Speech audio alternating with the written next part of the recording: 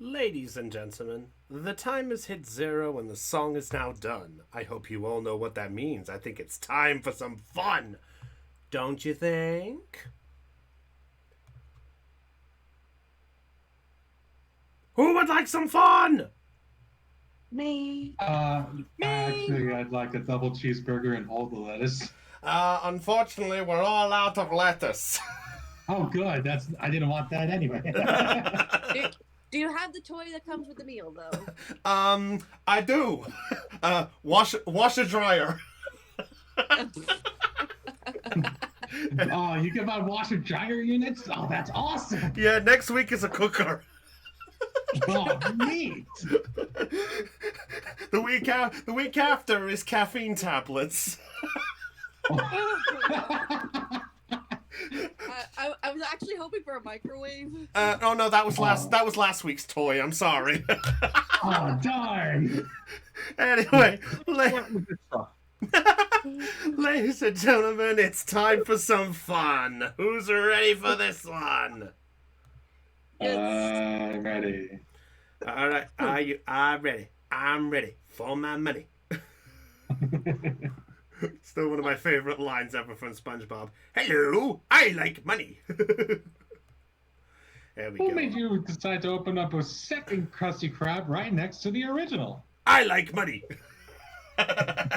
All right, ladies and gentlemen, welcome to tonight's episode of Perception Check, the Pokemon campaign. You must have rolled pretty high to find our quiet little stream. Hope you guys are sitting nice and comfortably. Now, tonight, we'd just like to let you know that Floof will be unable to join us as a player tonight. He might pop in as a random call, probably just to see what madness everyone's got themselves into. But we'll see what happens. But until then, we're joined by the ragtag crew as you, hopefully, know and love them. We're joined by Dell. Boy, everybody. Thean. Hey, you. I hate you. We're joined by Caitlin. I think. Hey. There she is. Hey, you okay? No, just take it easy, okay? Alright, we're joined by Aeon.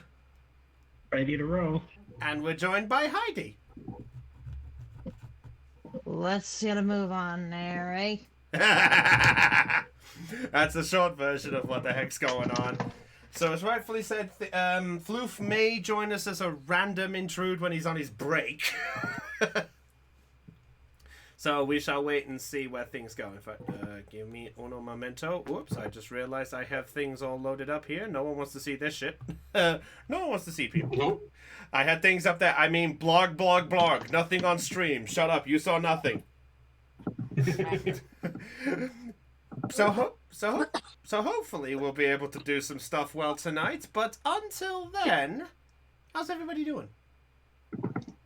Doing all right. You? Pretty good. You know, just another day in paradise. If you... That's me on a regular weekday. Hey. Well, hopefully... Me when I sleep at night. Oh. Well, if anything, hopefully tonight's campaign episode will do some nice, lovable joy. Hopefully. It's not anything sad. I just like sleeping. Oh, fair enough.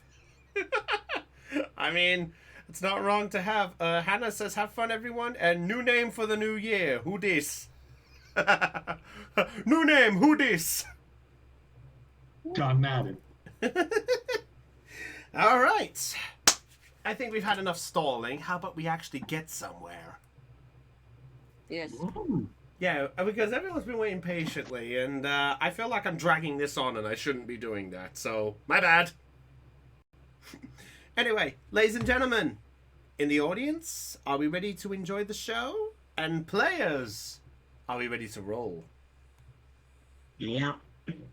Yep. Very good! All right, let's get this going. So, recap! A mental note, I might have to start pre-recording a recap. By pre-record a recap when I have a moment. Anyway, ladies and gentlemen, let us begin our epic recap of this adventure. Sorry, I reworded that the wrong way round.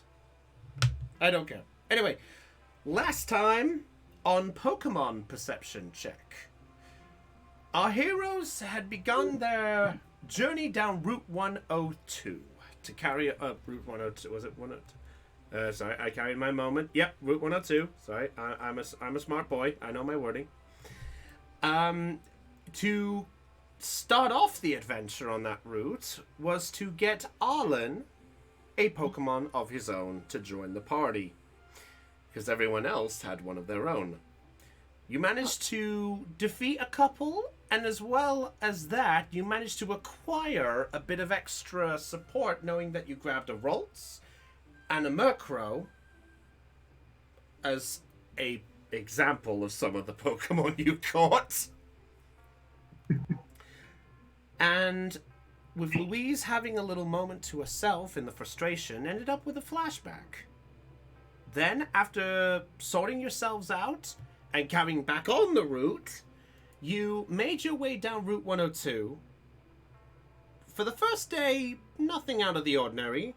But then for the second day, you ended up encountering a female that none of you had really seen before, but introduced herself as Angela, the grass gym leader of Petalburg City.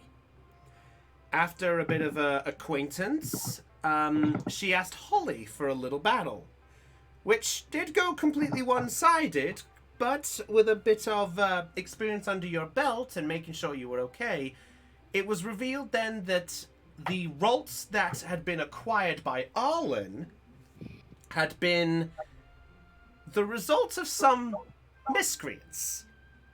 And Angela was on her way to go and sort them out, asking you guys for the help.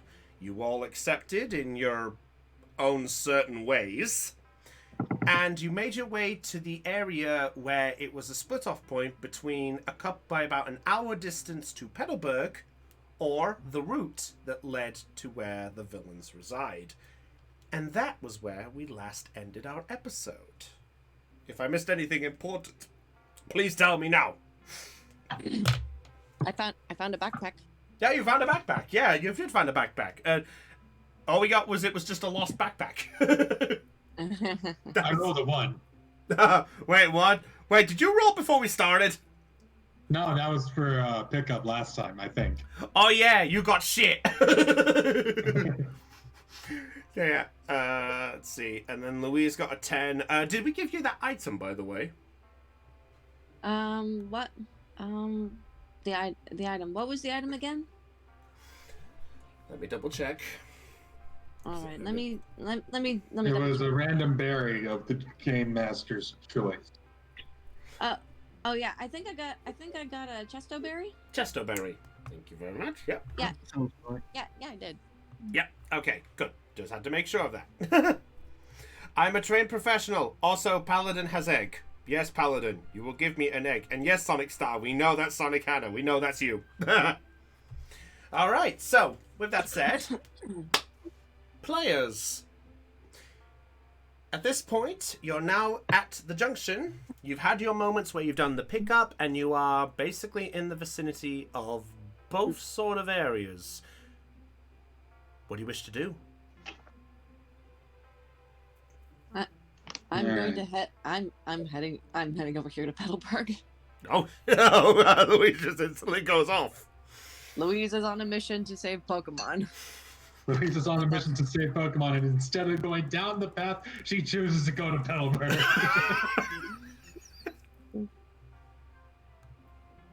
I think it's hilarious. That's fair. Well, it's all down to you guys. What do you wish to do? I'm going to take the path. Oh. Okay. Well, I'll say right now, if you're thinking of going straight for the path, it is right between this area here. Sorry, I didn't get a chance to draw one, unfortunately.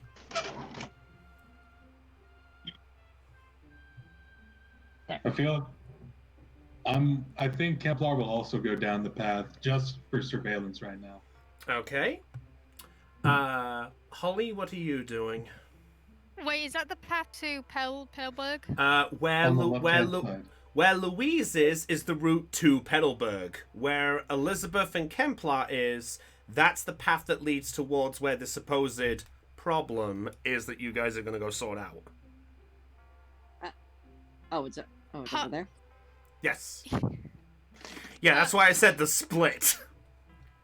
Holly calls out to them shouldn't we get some supplies and maybe info before we go down there?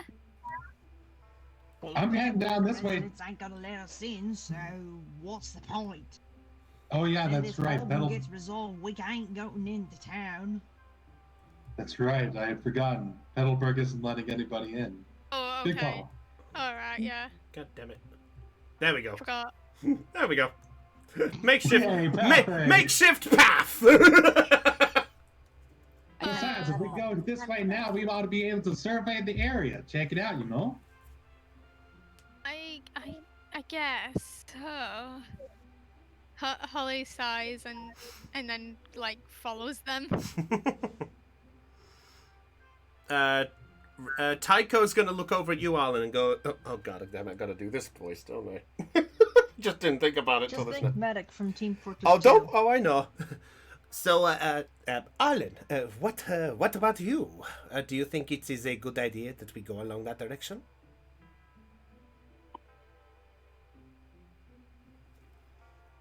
Honestly, I'd rather make sure everyone's all healed up first, given what we've been told about this trio, but Remember, there's been a day's rest. Everybody's been fully Yes, healed. technically you guys have had there was a day's rest of travel because it's technically 3 days from where you guys are to Petalburg. So you had 1 day to get to where you are. So if none of you have Good. recovered your Pokemon and your injury for there, you are stocked up there, but that's the point there. But given I'm holding a Pokemon who might potentially know the way, Rods just looks up at you as you speak. Angela at this point just looks at you and goes, well, I don't know how things are after the last time I was there, but I mean, the surveillance doesn't sound like a bad idea to find out exactly if they've changed anything. I mean, I doubt it from the last time there, but I wish I was much more help than this. I'm sorry. Best you can. And I thank you, Holly. That's sweet of you to say. All right, I'm gonna have to start pushing you guys. What are we doing with this? We've got Elizabeth, Kemplar, and Louise there. What's going on? I have an idea for the reconnaissance thing. If it's the same idea that I've got, then we're golden. I don't know what your idea is. I don't know what your idea is either, but I'm hoping it's the same thing. Kemplar, are you pondering what I'm pondering? I think so, Louise. But cheese and crackers is not the right thing to have at this moment. Kemplar, I'm going to put you into an excruciating amount of darkness. All right. I'm going to send. Okay. Question. Okay. Yes. Actually, no. I might have to recast it anyway. Never mind. I'm going to release my Murkrow. Chrome. Murkrow! Yeah. I'm going to put away Puppet. Then I'm going. Bro? And then I'm going to use. Oh, I didn't mean to do that, but. Murkrow just flies and sits on your shoulder, and it's a heavy bird. Okay. Every bird. Okay. I'm going to first use my channeler ability on Murkrow, Okay. and then I'm going to use shared senses on it. Oh, okay. So that means that you'll be able. So just to verify, could you give us some details about this? Hey, Gothics, good to see you. Okay, let me bring up the info for shared senses, so you guys can see it. All right, thank you very much. Let's have a look. You imprint the target with the duration of this feature. You receive all sensory information being set to the imprinted are not subject to distance limit of channeling. If you're imprinted more than one. Okay, so in short, you basically get the senses. So you get to hear things, see things, and such. Okay, that's fair enough. Yeah. I was hoping that you had an ability like that. Yeah. Then I'm going. Okay, I'm going to point towards the towards where the others are going to chrome. Ow! Oh, look out! Murkrow! And at that point, it flies up, and you watch as Murkrow just glows this faint aura for a little bit, and then it jets, and then after that, it jets off down the path, flying over basically everyone's heads. Elizabeth, as you're basically just starting to walk down the path, you just get this as Murkrow just flies straight past you. Crikey! Watch it, will ya? As it's flying down the path, it just calls out and goes, "Bow!" bloody bet. All Whose right. was that? Tycho just points over at Louise and goes, "Oh, it is Louise's. This was the Pokemon that Kempler, I think, caught her." Bloody poiker. All right, so give me uno momento. There's something I have to do first. Please tell me it's not create the map of the area that we're going to survey. No, I'm not that stupid. All right, I'm not that stupid this time. Hey, no one said You're you were not stupid. at all, because Yeah. Huggles. Yeah. Huggles. All right, so okay, Pet. Wolf. All right, give me Wow. Give me 1 minute to do something here. Okay, so in this case, I will give you the power of Murkrow in this. So, here we go. Nice. Alright, so, yep, so you guys can see this partial darkness, I'm guessing. Darkness imprisoning me. All that I see. Quite. darkness. Hello, darkness, my old friend. I've come to talk to you again. Whoa. Alright, Was if the you... one supposed to fill your soul with light? Pokemon D&D Okay, featuring Dante from the Devil May Cry series. Okay, Oh anyway. dear. Okay, so you could probably see, oh wait, that's Snow? That's someone you know, Aeon? Yeah. Oh, fair enough. All right.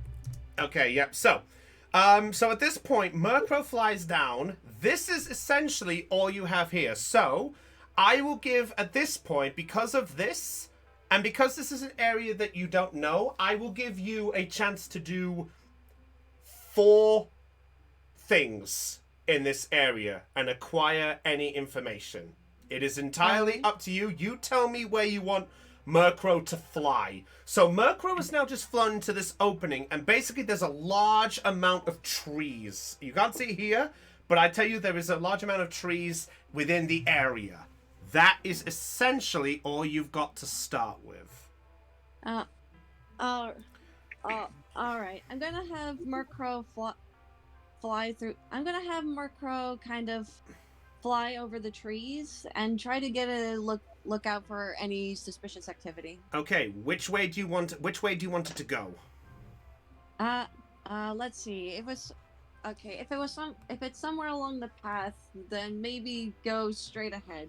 Just kind of using the forest as cover if needed. Okay, and what's Murkrow's fly speed? Does it say about a speed of Murkrow? Let me take a look. Let me take a look. Okay, fly. Fion. Hmm? You have a fire type.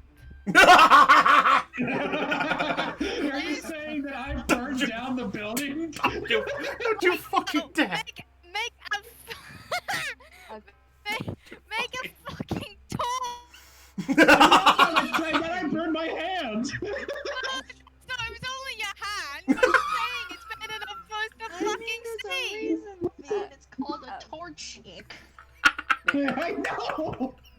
Magic. Yeah. Okay, Del, go ahead. Sky 6. 6. Okay, so it can move 6 spaces. So, okay. You want it to move 6 squares forward. So, is here fine? Where is here? Look, okay. Take a look on your... the map is darkness. There's Murkrow on the very bottom. Yeah, I see. Yeah. So if you can see my arrow, that's as far as it will go in one shot. Okay, I saw Aeon's ring, but so yeah, that's it. That's good. Yeah, so... Okay, let me see if I can get my ring to show up. Come on. Oh. Can Ross learn Flash? If anyone has the Pokedex thing, they can look it up. Aeon, you could probably look it up. Yeah, okay. Probably. Okay, yeah. I think Thean is showcasing the arrow, or is that Luis? Yeah, that's mine. Okay. That's mine. So you can go from anywhere over here all the way to over here. Right. How about right around here? Here. Here? Here's Okay. fine. Confirmation, is that where you're going? Yes. Okay. Un momento. On a side note, going back to the Flash thing, I have my old Heart Gold Soul Silver Pokedex. It can learn TM and HM move Flash, yes. Okay, so you'd have to find the TM to do that. Okay. Del, confirming me the spot where you're flying again? Right. Was it here? Yes, right there. Okay. All right. Wait, I just have an idea. Hmm. Okay, so from where we are there any trees? Yes. Oh, There's a large wood in front of you. Essentially, if you go down that path, it is a large wood right in front of you. So it's like you have to traverse this path of trees. All right. I'm gonna wait until let Louise do what she wants, and then I'll do my idea. Okay. So that's what you've got there. So, confirm for me. You said Murkrow was flying, right? This reminds me of Pathfinder. Yeah. Yep. Yes, Murkrow was flying. Okay, so as Murkrow makes its way up to the top of the tree, Murkrow does come across something. Ooh. What? Oh. Building. Yeah. So, to explain what you see, as, what's the name of your Murkrow again? Chrome. Chrome. As Chrome basically flies up, Chrome basically looks forward and sees this sort of wooden, sort of stable-like area, and outside the front of it is what appears to be a scientist's type of attire-looking guy, and he's there, and there's a sleeping Houndour right next to it. Okay. First, Dal, can I just have a quick question? What? Is the reason was that a Fire Emblem character? Is that a Fire Emblem reference, Chrome? Okay. Okay. First of all, the character's name is Crom. Second of all, no, I just couldn't. Second of all, no. I like how the thing that you got upset about was the name was Crom and not Crow. How dare you mix up the names? No. But in all seriousness, I did not name Chrome after Fire Emblem. I just thought it would be a cool name for Murkrow. That's fair. Alright, so yeah, so that's basically what Murkrow sees there. So that is your first action there. As you're flying there, actually, could you have Murkrow make a stealth check for me, please? Oh, stealth? Yeah. Stealth check? Okay. Okay, It's like- let me I was gonna stealth. ask Fluff, get your fucking horsey out ready, but I fucking realised he's not here. Yeah. Oh, 13. Oh, and there's a nat 1 in there. Yeah, okay, yeah.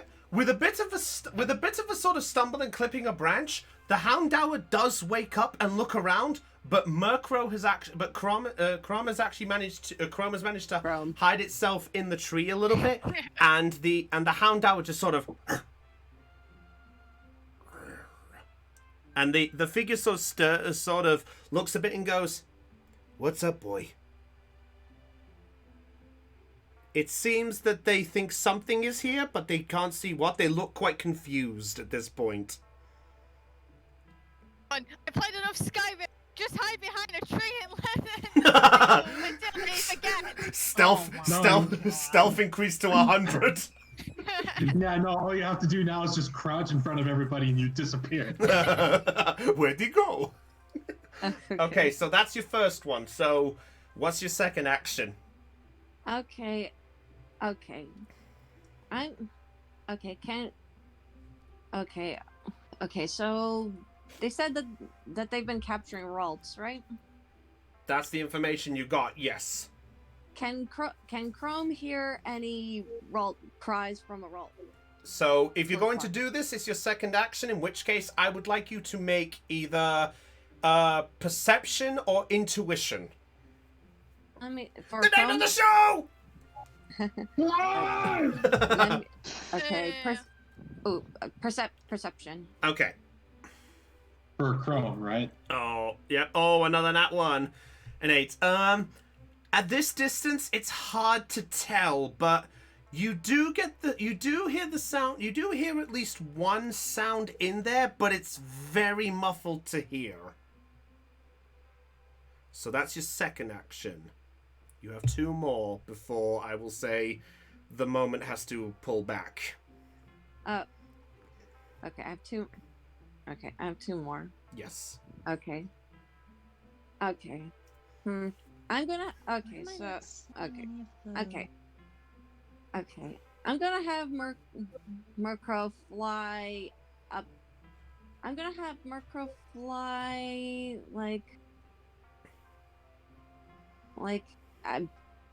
okay, so is this an opening right here? Wait, you mean right here? No, like up here. Oh, this there? little window. Oh, up there? Yeah. Okay, I'm gonna have Chrome fly into that opening, into that small opening. Okay. You'll have to make a stealth check though, because they are at least alerted to preference. So if you want to do this, it's a stealth check. If not, then you can just go there, but they may be more alert. Okay, I'm gonna stealth my way in. Stealth your way. Okay, this is your third action. Go. Oh, well, nice. Oh, Yes. 1 and a 6 in there. Okay, yep. So yeah, you do fly into the gap there, and at this point you hear and at that point as Murkrow, as Chrome sort of flies through, there is a sense of, oh, she's sending them to me specifically. Okay. Yeah, I'm seeing the rolls. Okay, so to sum it up, her first one was a 13. Her perception was an 8. Her second stealth there was a 16. Yeah, I can confirm. I can see the rolls myself. Yeah, it's all right. Okay, so as you do that, the Houndour at this point, then as you fly in, you hear this, and then at this point he goes, oh, "You're going crazy. Seriously, more of these stupid noises. Just go back to sleep. It'll be fine. I'll keep your eyes out for the moment." And the Houndour just falls back asleep. Okay, so Chrome goes through the small little opening there, and you go inside. It is a little bit dark because of how covered in the woods and things are, but you do look inside, and there is the sight of essentially 4 Ralts, all there looking bruised, beaten up. And they are all in separate sort of enclosures. Oh.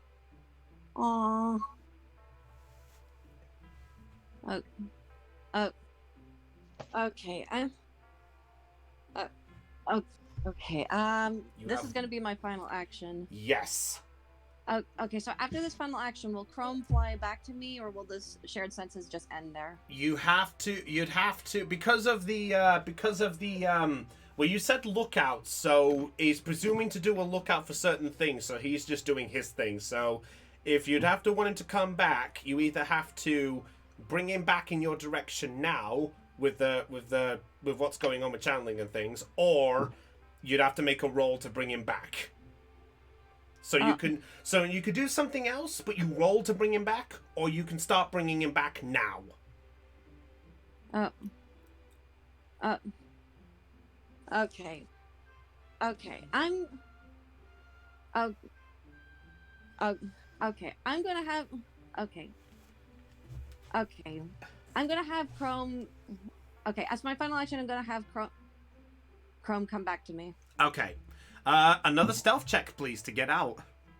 Oh. Okay. Okay.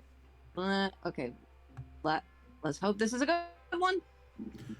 22. Nice. That is. She got a 5, a 5, a 5, and a 6 plus 1. With That's the quietest Murkrow ever. yeah, with quick succession, just fly straight by there. All right, and with that, the opportunity has passed, and Murkrow is coming back to you. So the rest of you, at this point, Should have named the Murkrow like James Bond. Or one of the Ninja Turtles. yeah. No. So as this point is this going on, Elizabeth, as you're just sort of there and you've got like this moment you guys are about to discuss, next thing you know, you hear the sound of you don't actually hear anything, but Elizabeth and Kemplar being close, you suddenly see this thing flying towards, and Chrome went straight by, and Elizabeth just brushes your hair with just this gentle breeze without you even knowing it. What the fuck? And it's there that right in front of everyone there, Murkrow just sets down and just raises up its wings going, "Bow!" Good. Bloody bad. Yeah, I pet Chrome on the head. Murkrow. So through shared senses, Louise was able to see everything. Yes. Yes. Okay. I turn to the others. There's a shed with a scientist and a founder in front of it. The rods are there. Andrew at this point just looks and goes, "Yeah, that sounds about right. That was the place I enclosed. Wait, did your Murkrow not notice the other building?" Mm-hmm. There's another building?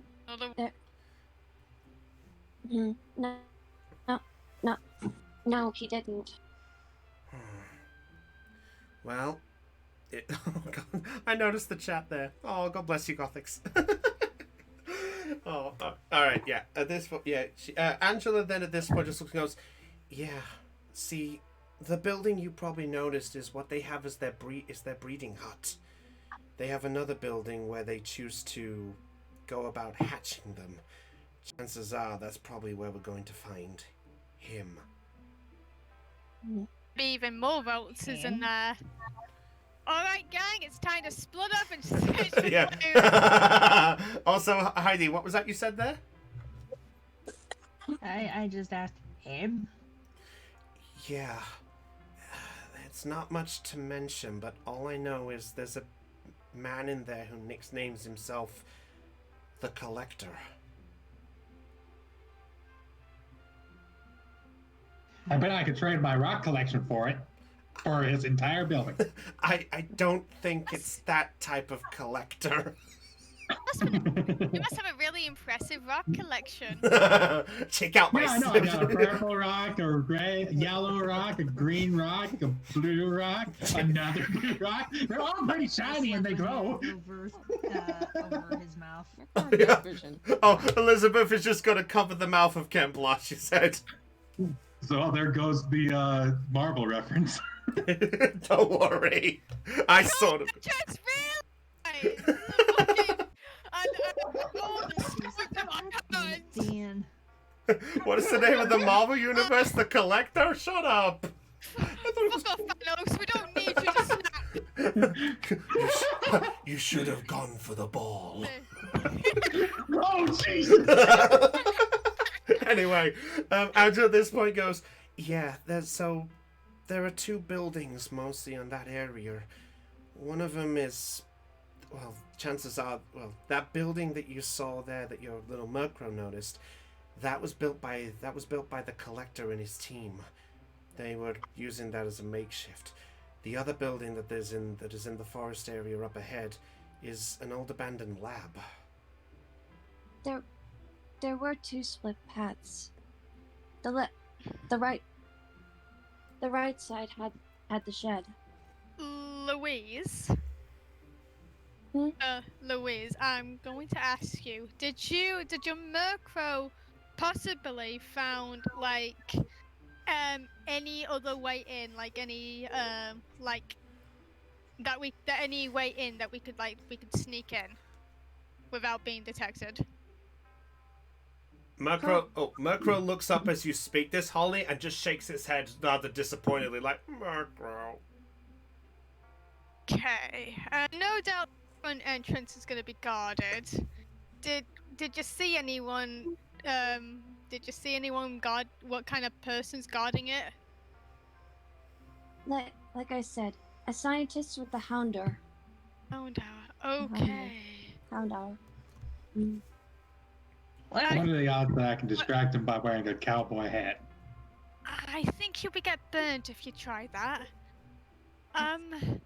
Well, to be honest, I think a Houndour will probably be much easier to deal with than a Magmar. No, yeah, it's Magmar, right?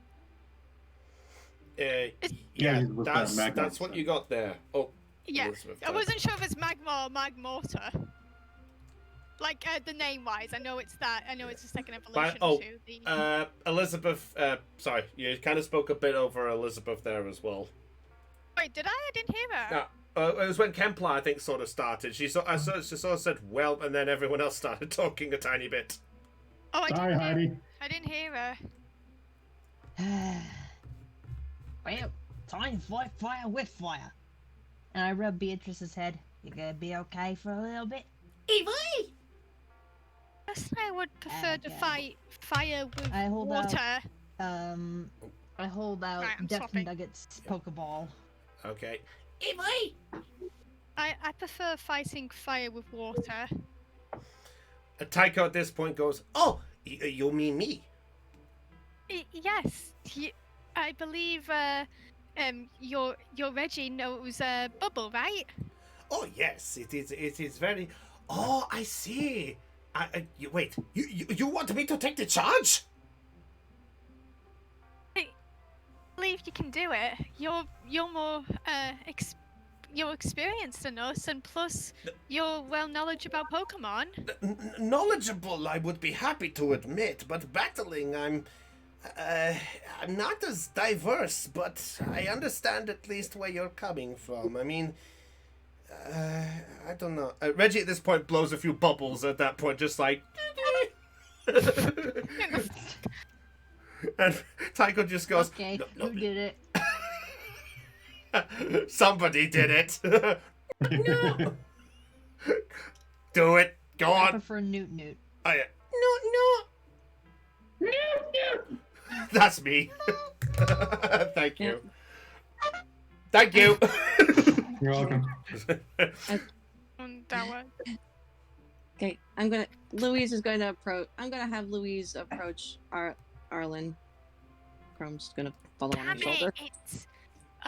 But okay. I was just looking. I was just double checking Houndour. It's Dark Fire, and I was thinking to myself, oh, if you guys had like a fighting or fairy type move, that would be good. Well, Actually, no, wait. remember, fire resists fairy. Yes. So, yeah, fairy moves against Houndour are normal damage. Houndour has shit defense You don't know. in what's both defense and special. Anywho, if you want. Anywho, sorry, Louise, you with Alan? Okay, I'm gonna tap him on the shoulder. Yes. There, Chrome did find an opening to sneak into. She looks at the jolt tick on his head. I asked you if there was an opening before. Well, And then Chris Murkrow, with one. yeah, Murkrow shook the head, but when you said opening, I think, It's at this point, at this point, the Murkrow, it's assumed that the Murkrow meant as an opening anything for you guys, not so much for Murkrow, if that makes sense. You know, as in, like, is there anywhere a human can sneak in? I'm sorry about that. I meant like in general, like. Okay, sorry. Rewind a bit. Zip, zip, zip. No, it's fine, it's fine. It's alright. So, yeah, I'll say Murkrow did pass on the information about that there was an opening that, like, a bird or something could fly into. So I'll say that info has been passed. Sorry. My bad, everybody. Yeah. I went by wording. Right. I'm not opposed to having a Pico sneak in, but as far as the battle goes, I don't think I'm going to be much help. If it helps. Well, maybe if you could use Pico to paralyze the scientist, we could prevent him from running away. There are injured rods in the building. Injured rods, you say? How many? How many? Are they all injured as bad as each other? There were 4, right? Yes. Okay, I hold up 4 fingers. 4 rods. Well, it's fair. If I'm going to assume my knowledge on this, my guess is it may be 2 males and 2 females. That would make the most obvious sense, but something does concern me about that. Well, think, and I mean no disrespect. The Murkrow, the rods that Arlen has, knows Will-O-Wisp, right? Yes. So how can 2 rods breathing pass Will-O-Wisp when it doesn't normally learn it? Well, maybe they bred it over from something else. That would make a better assumption. Sorry, it was just a curious question. I mean, They do have a lot of fire types. Arlen? Yeah, sorry. Caitlin said there's a lot of fire types. What did you say, Aeon? Sorry. Well, I could say, well, we're assuming they've been at this a while. So. Angela at this point just sort of looks and goes, I could tell you there were more fire types than I would like to admit. As I said, I mean, if it was one-on-one, maybe my Breloom might stand a chance, but there were too many for me to even count. Wait, I have an idea. What if we, what if we can, what if we make it a one-on-one fight for you? What if we lure these goons out and then separate them and then take them on one at a time, so that way they don't have many numbers to fight against us? A divide and conquer strategy? Yeah. Plus the forest is dark. They won't be. We'll be able to have an advantage. I mean, it's definitely an idea. Well, I'm not against it. You know what? I think I actually have an idea. I do have an idea of my own a little bit. When you said the divide and conquer, all I know, there's only one thing I know about that the building where the collector's supposed to be. He let it slip that it's only a 1-floor building, so chances are, if we could at least corner the building, he won't have a way to escape. Right, I have an idea. If they have fire types, and they want to play with fire, I think it's about time we bring some burn. I prefer not to cause a forest fire. I mean, it's the best way to trap somebody in the building or flush them I out. prefer not Ain't it? causing arson. I mean, Sneak. how else? If you Oh, look at it murder! logically, Holly, listen to me logically. If you're a hunter, right, and you're going to be hunting an animal, you trap it in its burrow, and you trap it on one side. You leave one side open. You close up all the other ends. And you smoke them out. You see? Yes, except you'll also be smoking out 4 caged routes.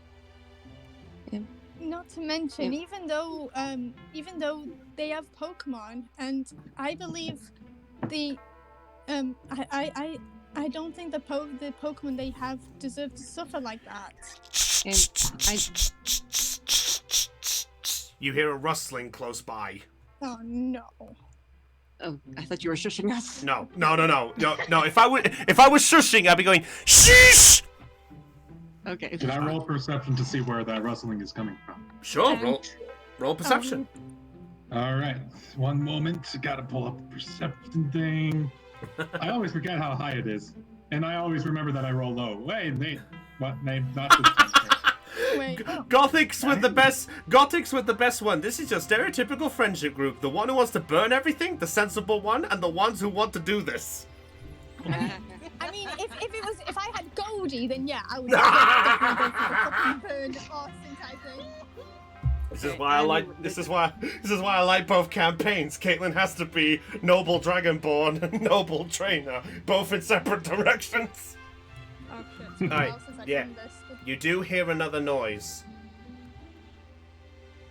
So this is just to see what it was that was rustling. And oh, okay. Yeah. That's what it is. Yeah, so as it does, a Roltz is seen sneaking by, looking rather injured.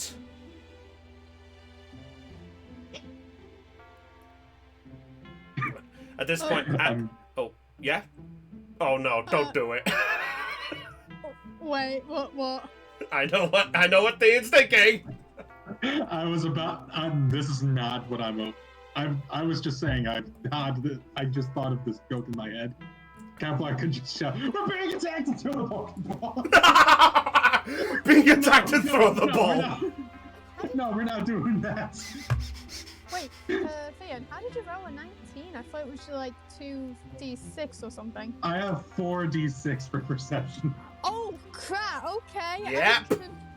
Holy shit! It's just that every single time I've rolled perception up to this point, it's been low. Yep. And at that point, the Roltz has just scurried away as this is all going on. It's sort of like it caught a glimpse of Tycho, and then it ran off. Kaylin, what are you rolling for? I was gonna roll perception, but it's fucking 2d6 and I have 5. Yeah, you wouldn't be I able think that's to. your luck! My Anyway, luck is very polarizing. Don't wish for mine. at this point, Andrew just looks and just sort of goes, "Look, it's fair enough we can discuss a plan, but I do know a few things. So if anything else, if we deal with getting there first, we might be able to figure out a plan from there." Let's Sneak in. Let's secure the shed first. Once we do that, we can come up with another plan of attack. Okay, We just have to make sure that that scientist does not go for help. I point to Pico and Chrome, kind of trying to imply something. Sneak in. Yeah, Pico could sneak in with Chrome's help, couldn't he?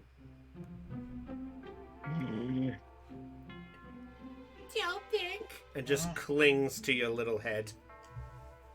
Wait, Mochi's gonna do a perception check to see if he noticed, like, if the Joltik's nervous. Okay. Like how nervous the Joltik is. Pokemon. Oh wow, that's actually quite good perception. Okay, so it's done. So perception. Sorry, it's been a while since I've done this. It's been a while. It's been a long while. About 2 weeks. 9. Maybe more. Ooh. So Mochi got a 9. 9, okay, yeah. Yeah, Mochi can definitely see Joltik sort of trying to hide in Arlen's hair a little bit. Okay. So, seeing what Louise is planning, like, Mochi, like, puffs out its chest. Okay. And runs over to Louise and taps his chest saying, Pika, Pika, Pikachu! As if to get the attention. Yeah, so Louise, you look down and you see Mochi just basically just stood there kind of like... I believe that means Mochi volunteers as tribute. You're damn right. And so Mochi like basically mimics like it first like flaps its arms as if and basically tries its best to make like a Murkrow impression. It's like Okay, can we break character for just a second? I'm just imagining the Pikachu just going up to the yandere, like stoic face yandere, and he's like, and then you just get the stare down of the century. I'll be honest, I had in my head that it was acting like Ash's Pikachu in the anime, which seems to do really good impressions. like why not? Yeah. Oh, I think my personal favorite is when it does Mudkip. My personal favorite is Ivysaur. Okay, let's continue. Yes. Okay. First, and Louise is not a yandere, to clarify. Baka. She's like kudere at most. Kudere. Kundere. I mean, maybe. Okay. Anyway. And then And then- afterward, once Pikachu did the impression of Murkrow, points towards Murkrow, and then back to itself, and then it basically pretends it's like sneaking around, James Bond style. Louise, do an intuition check. Alrighty. See if you could depict what Mochi's trying to tell you. Intuition. Yes. I have pretty high intuition. Yes, you do. 13. Yeah, okay, yeah. The 13, yeah, you're able to at least determine what Mochi is properly saying. So, Holly, could you describe exactly what Mochi is properly trying to get across? Well, Holly's just gonna guess like, Mochi, you sure you want to go in there? Like Yeah. basically, like saying like wants to volunteer instead of As tribute. yes. Volunteer as tribute, like I said. Alright. I look at Mochi, then back at Chrome. Giving him a... Is that okay? Look. Grow? It tilts its head, looks at Mochi, and then it shrugs its wings like, grow? And it basically flies to Mochi. Does like that bird hop as it hops around trying to eye up Mochi. And then it basically lays itself on the ground a little bit as if to look at Mochi and say, grow, grow. And it sort of lifts its wing a little bit like it's asking Mochi to get on. Alright, so Mochi just hops on and you know what? Louise, could you roll Murkrow with a let's see. I think they have a strength stat or something similar. Let me have a little gander. I will look at Kavana. I still have my Kavana thing here. Let's have a look. Let's see, they have... Oh yeah, they've got the same things. So there's acrobatics, athletics, combat. Yeah. Make an athletics check. Yes. Athletics. Because athletics is mostly strength. Alright. 8. 8. Okay. Yeah. So Mochi Chrome manages to lift up very gently, and there is some airborne, but it looks like Chrome is actually a little bit harder to fly. So it can do it, but it's just not going to be stealthy. Oh dear. So it's gonna have disadvantage on stealth? Mm-hmm. Alright. We could Go create a Chrome. distraction. I go up to Chrome. Be careful. Grow! Be careful, Mochi. Bigger! Alright. We'll see if we can't bring. Oh. We'll see if we can make your job easier. Oh, I have to whoops! point out, I noticed that earlier. God damn it! God damn it! Why'd you have to put it? God damn it! I hate you. Wait, what happened? I left Breloom in the bottom left corner. Bye, Balloon. Yeah, well, there's the gym leader without the race. Oh, it's not here. Why did Where you is pick it? it? Oh, Where's he going? Breloom's off on the beach, having a nice cup of tea. Didn't know there was a beach in the woods. Yes, but there is always a beach in the woods. Don't you know most animes? There's always a beach area somewhere, behind a cliff, secluded by a lakeside. You name it, it's everywhere. Okay, anyway, what were we gonna do, Arlen? Yeah. I mean, not Arlen. Bah! Yeah. Kemplar. Yeah. What about me? Okay, you said something. Am I making our job easier? Oh, I was just saying we could provide a distraction for them. Okay, fair enough. Well, at this point, Angela looks over and goes, "Well, if that's what you feel like we're gonna do, but I suggest we hurry up. I don't mean to push things, but the longer we dawdle, the more chance there probably could be anything worse." Fair enough. Let's get moving, people. Chop, chop. And Elizabeth's just gonna take charge and disappear into the... Okay. Do I assume everyone is doing this? Yes. Yeah. Booyah. Holly just like is nervous as like looking down, and she's like really unsure. Alright. Like as she follows. Okay.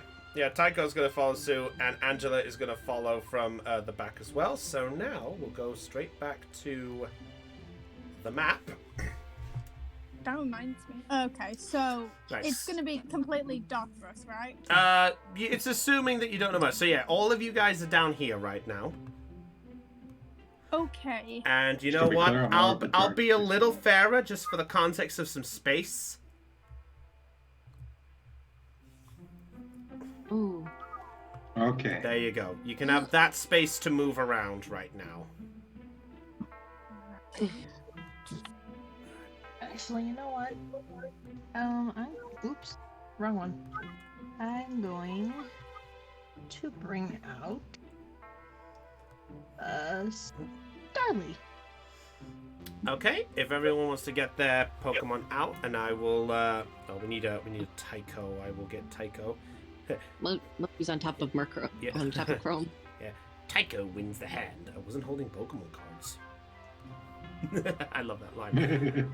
I still love that line. All right, so at this point, you guys make your way through. There is a large, dark, dense area amongst what you can see. At the minute, there are trees basically powering up above.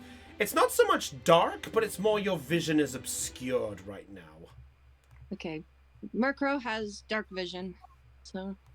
Yeah, that's why you were able to do what you needed to do. Alright. Sorry, I had to get the best music I could right now. I just Oh, realized is it the Apple Forest theme from Mystery Dungeon? it's the lake theme from the Gen 4 games. Yes! Yeah. In my opinion, I think Applewoods would have been like really good Yeah, because of nostalgia. I mean, I could have done. It was just mainly just getting a hold on the music tracks. I'm gonna sort this out later when I get the chance, but my download software is being stupid, so I can't actually download extra tracks for at the minute. So I'm making the best with what I got. No worries. So we'll sort that out later. Anyway, yeah. So at this point, Chrome basically flies with Mochi as best as possible, and you guys see the entrance. And at this point, Chrome basically just calls out, just quietly, as if to basically indicate you guys to stop. So you guys are now in this large area.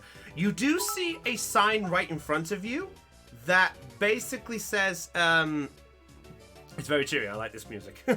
It basically says at this point, this area that you see before you, there's a sign out the front, and it looks like there is what looks like those Western cow skulls that is sitting on there. And all you're basically seeing there is also I didn't put it on here, unfortunately, but there's also a broken Pokeball at the bottom of it. Oof. Oh. Holly is Wait a just minute. is visibly like shaking in fear, like, oh. Yeah, broken Pokeball. Hold on. Liz will put I a feel like hand I've- on Holly's shoulder in reassurance. Okay? I just glare. Alright, so at this point, Cotton basically just points sort of as best he can to the direction of the tree despite these wings up. So he's sort of reaching his neck out as best. You know, kind of like he's doing a peck. He's pointing it towards the tree, and I'll say because of the way you did channeling, I'll say you're able to at least determine Louise, that Yeah. that is the direction that Murkrow flew. Okay, I point down the path. I point in the direction, kind of relaying the info where the shed and the scientist and the Houndor are, but I'm quiet about it.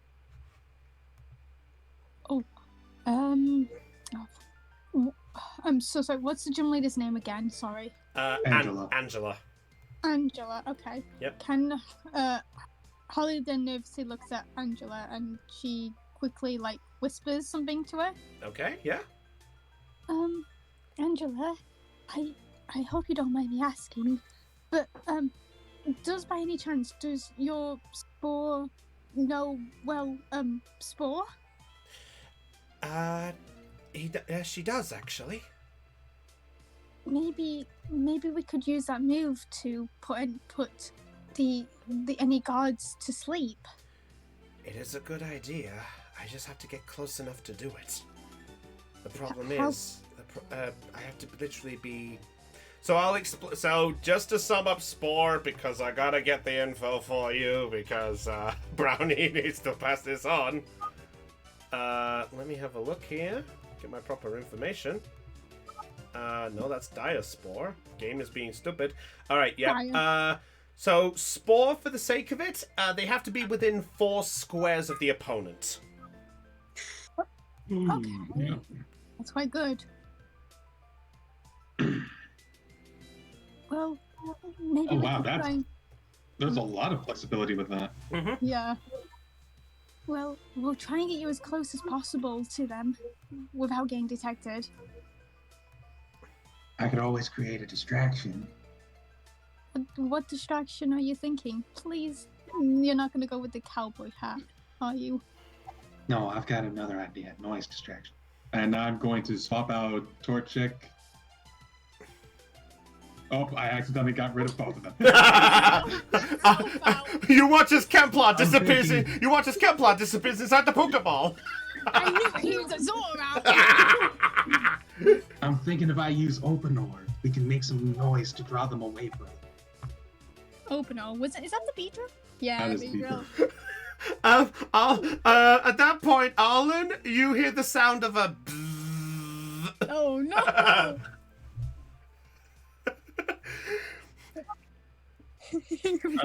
I go extremely still. At this point, Angela looks over at the Beedrill and goes, "My, you're quite a trainer to have a Beedrill on your side." I imagine. I'm sorry. I imagine this situation like the Beedrill's behind Arlen, and you just see this JoJo menace. Yoni does it. What? So what? When it uses Fury Attack, does it go muda muda muda muda muda? What have I done? Poison Sting! Yeah, we'll do it. Alright. By the way, as this is going, at this point, actually, yeah, there's not much else on this one. Yeah, okay, fair enough, yeah. Okay, so it's got a movement of 8 in the sky. Oh, Lord. So, wow. I forgot about your... Wow, that's very far. I forgot about your fucking distance. Damn. I think I'll also contribute to the distraction, if I may, because I have a Starly. It'll be a little bit less. It'll be a Hate little bit you less for getting a conspicuous. Starling. Openor, I need you to listen Heck to you me all, very I'm carefully. better at Pokemans. Anywho. Oh, Openor, I need you to listen carefully. There's a shed up ahead. Outside of it is a scientist and a Houndour. I need you to try to distract at least one of them so that they move away. We need to try to separate them so we can knock them out. Now, if you draw the Houndour's attention, I know you're at a disadvantage. Do your best to get out of there if you can. If you get the Houndour. All right? All right. All right, so Leave it to you, buddy. you're sending it in that direction. I am going to send it in that direction. First things first, we need to move it 8 squares, which This dark space right here, I think, was 8 squares away. All right. In that case, you know what? For the context of this corner, I'll show it off. Oh, good. Woods. Yeah. It's made of wood. And I think we'll let Liz do her stuff before we do anything. Okay. As that Beedrill passes across near Arlen, he's going to duck behind the group and go to the other side. No.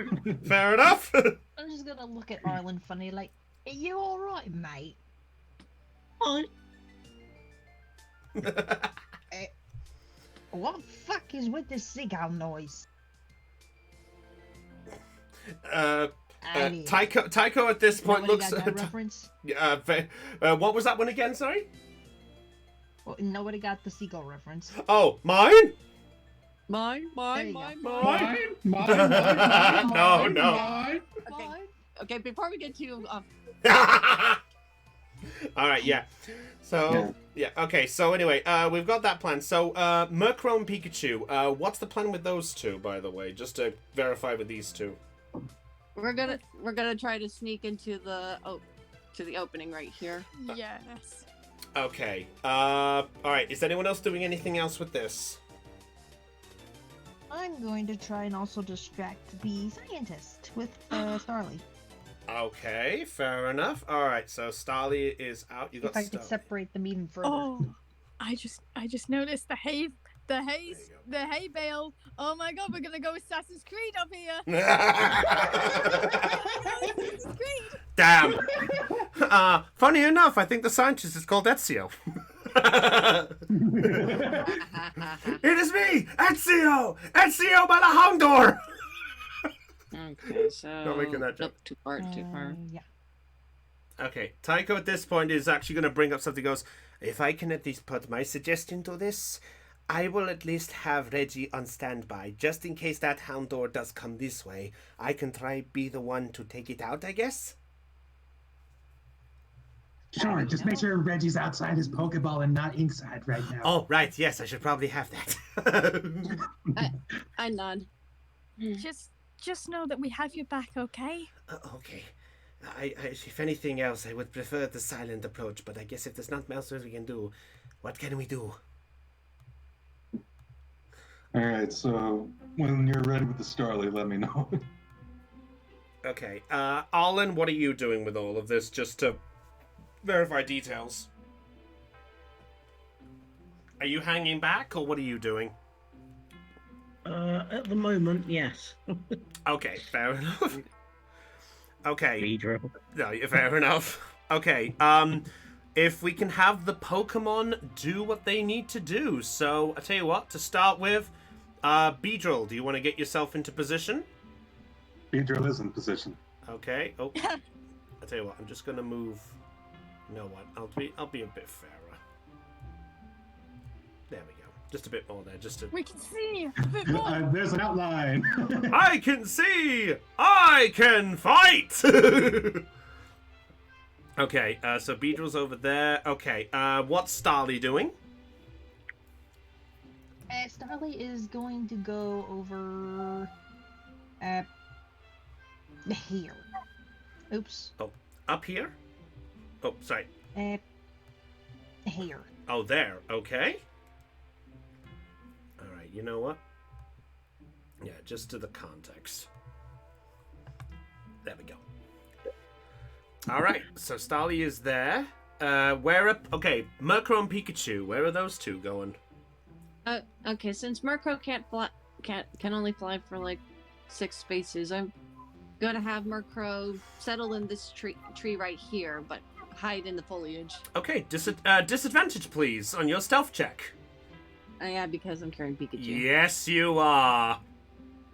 Pikachu. Okay. 1.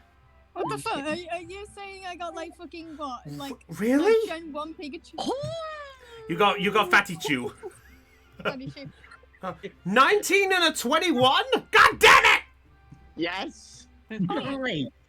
How come I can't see the dice rolls? That's a good question. How come we can't see them?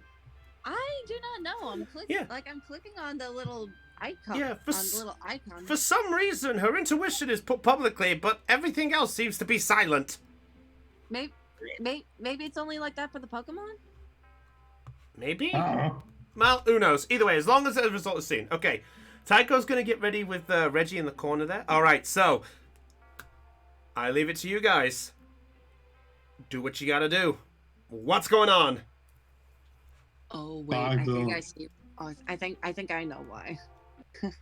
First of all, Kemplar is going to move closer to Arlen and whisper in his ear, I apologize ahead of time. And Beedrill is going to start buzzing like a madman. All right, okay. What are we doing? No. Yeah, he's doing that distraction. All right, so you're doing a buzzing. All right. Could you roll? Do you have an intimidation check on your Beedrill? Beedrill should, but it won't be the only thing that he does. But let's see. Oh wow, intimidate's actually really low for him. Like 2d6. That's an 8 though. Okay. Damn.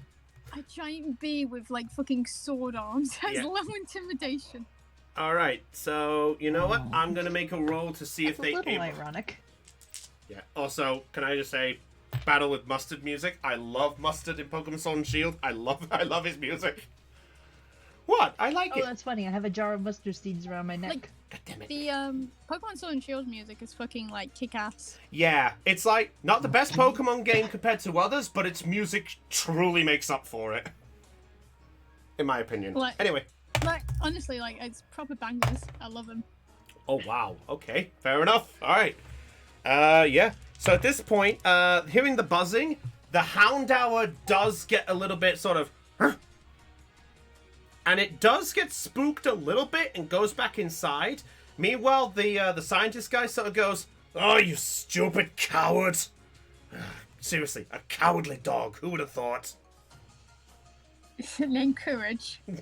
It could be. Alright, and he goes, "Look, fine. Look, I'll prove to you it's nothing to worry about." And he's going to go off in this direction. So the Oh my god! Louise, do you have your shop it? Do you have your shop it? Oh, Did you have no, your I shop th- no, no, it gets No, even no. better. puppets in the Pokeball. Why? Damn it! It would have been such a perfect opportunity to scare the shit out of him. I did think about it at first, but then I remembered the one Pokemon out of the. No. Oh, Remember, yeah, you're on a route. You're technically on a route, so ruling. oh fuck. Sorry. No, it's cool. It's an idea. It was an idea, though.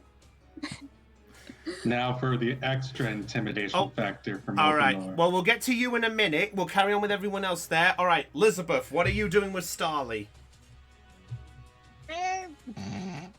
Funny that Holly should mention that. Uh-oh. Oh no. What are you doing? Okay. You're gonna scare the hound. You're gonna scare the hound To out. astonish. You're gonna. Oh, you know Astonish, don't you? Yes, I do. That Starly knows Astonish is an egg move. Lynch that motherfucker. All right. Oh, that's a 1. What's the AC? What's the AC with Astonish there? Evasion on the Houndour. I need to check up Houndour's stats. Give me a moment. It's Astonish's ghost, right?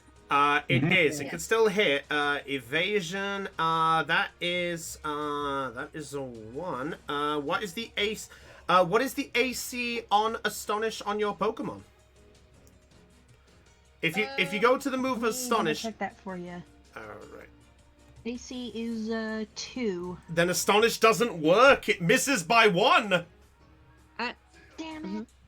Yeah, basically that AC that you roll on the first, it has to be equal or higher than the AC of the move that you do. What if the Hounder's not aware it's that they're there? I mean, technically it doesn't. Well. All right, you know what? I'll give you an opportunity. I'll give you an opportunity, Heidi. Roll a D20. 11 or higher, I will add an extra 2 because it doesn't know about the Starly. Lower, if it's 10 or below, then it's just going to be a 1 and the move's going to fail. So a straight D20, yes? Straight D20. 11 or higher, you get a bonus. Nope. Doesn't work, I'm afraid. So the Starly goes right up close. The Houndour hears the wings, and it's just going, huh? And at that point, it does turn around, and it dodges out of the way as it does so. And then there's this... Starly just Do you looks... mind if I... Can Beatriel make his move? Well, I'm going to go through each of the others who are doing their moves here. All right, Murkrow and Pikachu, I'll let you have a moment. Oh no. All right, we're going to stealth our way in through the little small opening. Yes. All right, stealth check with disadvantage, please. Well, should it be disadvantaged because the Houndour is a bit is a bit focused on the Starly now. Yeah, I mean technically, you know But what? technically, I'll give I'll give you a choice. You can either roll with disadvantage with a +2 added on, or you can roll your normal stealth for Murkrow.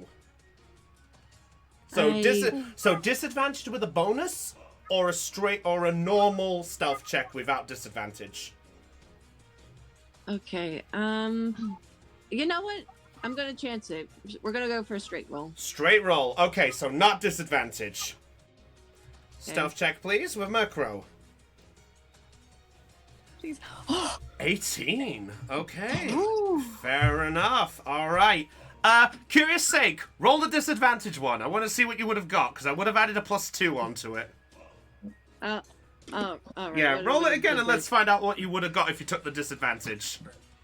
God fucking damn it! Wouldn't even matter. It wouldn't have mattered. Fair enough. So these two are just doing... So these two see the opening, what's going on. And in quick succession, despite their slightly extra weight, they fly up and into the hole. At this point, Mochi looks down at Reggie, who he can sort of see just in the corner, give a little wave, and Reggie then looks up with a small toot. Tycho goes back and goes, okay, Murkrow and Pikachu are in the hole. God fucking damn it! I know. Alright, okay, at this point, I will give the Houndour, because it is alert, I will give it a chance to attack Starly. Okay. Is it no? Oh wait, quick question. Chris, Mm-hmm. are you that evil enough to give Houndour a howl? Funny you mention that. No! It's a guard dog. Why did you say something? Why Hey, did you yep. open your mouth? You know what? I'm going to do an opportunity. Roll a d20. Let's find out what happens. Because it's outside Let's of not building. let's not give the DM any more ideas. It's a guard dog. So at this point, You're at this, talking to- the thing is, if you kept quiet, I would have gone for the attack instead of the howl. Hey, I'm helping you. I appreciate that. Don't do that. Traitor. That says I don't know what to do. All right. No. So at this point, Traitor. all of you out there, you then hear a and at this point, to the Beedrill's sense can see the scientists go, and then it's just like, what? Intruders! All right. So Let me now see you have an Beedrill. opportunity to do something now. Off you go! Will this Beedrill perhaps first. be an attack of opportunity? Yeah. I'll give you an attack of opportunity, because now he's focused on what's going on. Okay. Gothic so says that's so mean. Blame Caitlin, she brought it up. I'm trying to decide, does Openor go for the scientist or does he go for the Houndour? Zia. I think, yeah.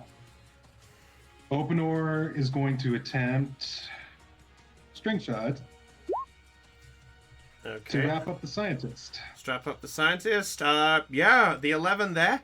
Yeah, I'll say it can do that. So at that point, it goes for the thread. As the guard is turning around and is about to make a break back to his Houndour, he then suddenly gets just wrapped by string. It's just like, oh no, I got the... Ah!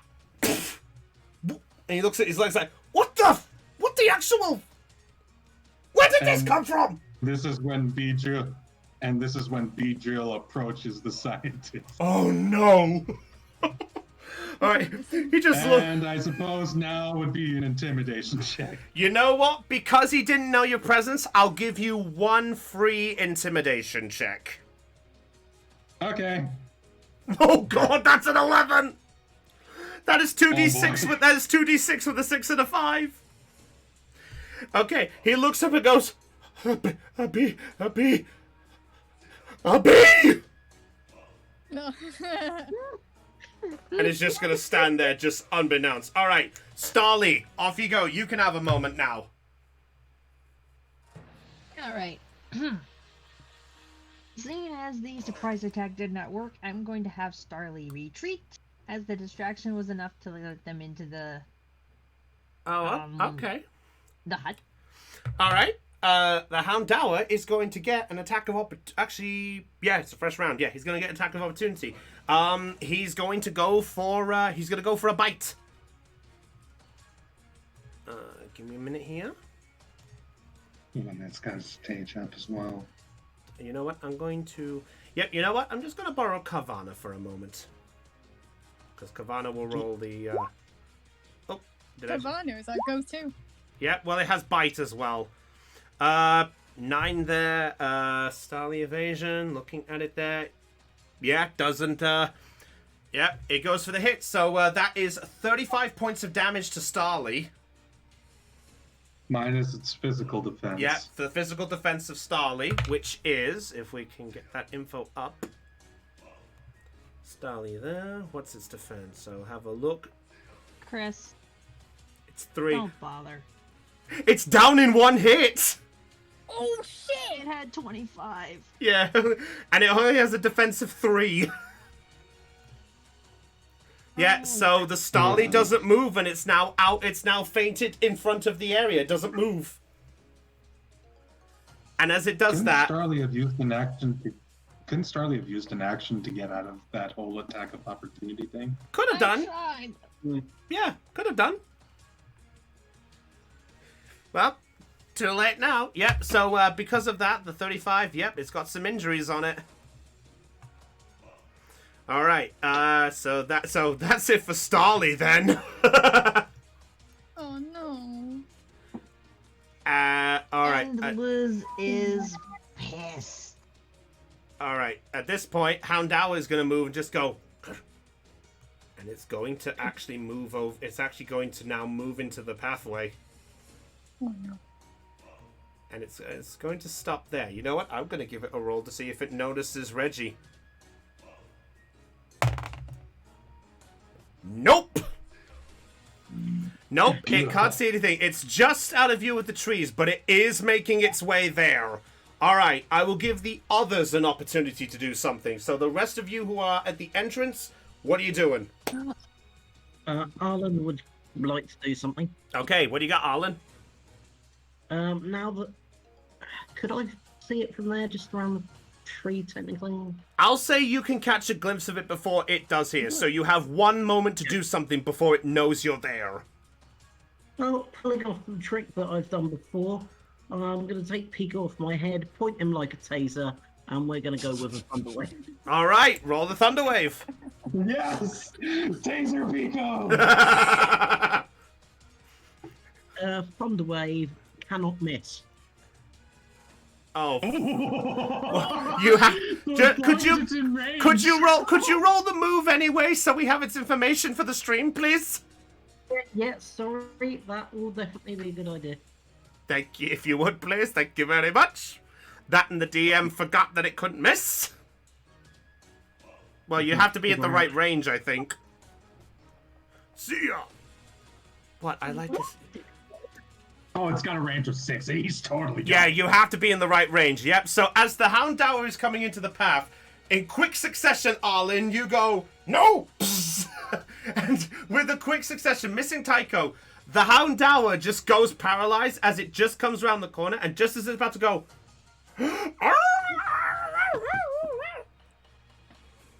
and it is...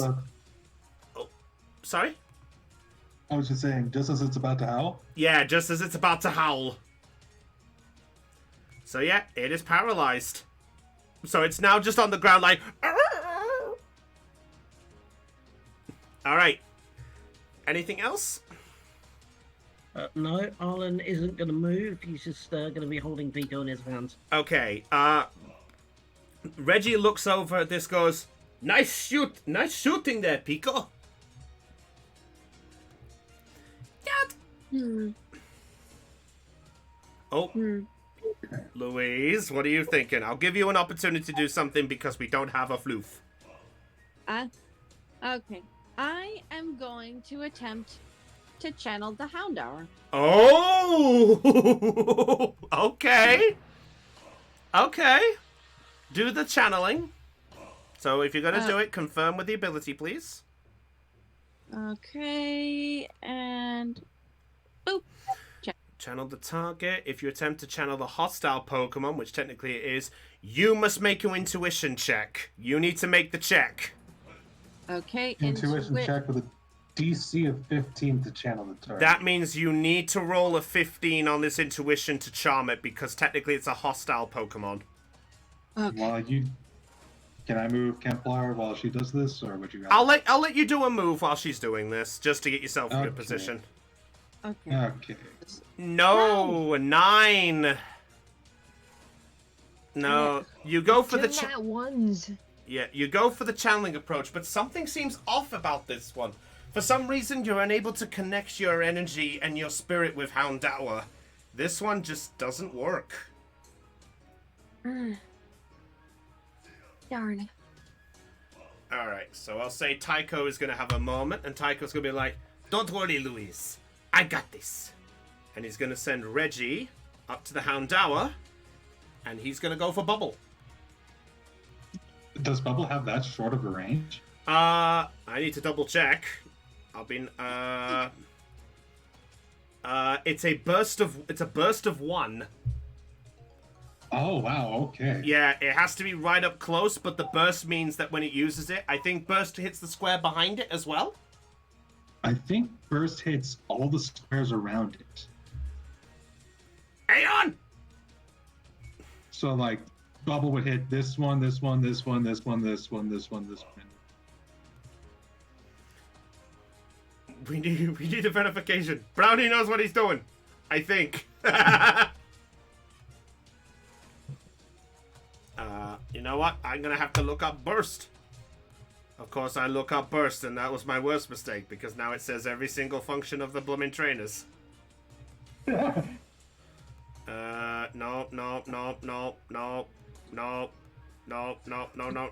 that's not what I'm looking for, game. Tell me what I need to know. Oh, burst, yeah. Burst hits all legal targets in a surrounding area. So yeah. Yes, it's a square around. It's a square around Reggie. So yes, he has to be right up close, but he can hit literally everyone around him in a one square. So yeah, he's gonna go for the bubble. All right, let's roll that bubble, and it's super effective damage. So this is gonna be a little extra onto it.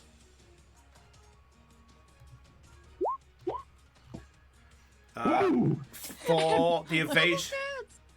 Yep. Wow. Oh, wow. Look at that. 2d6 plus 8 and 8. Yeah, that's 28. And super effective, so we have to add half of that damage.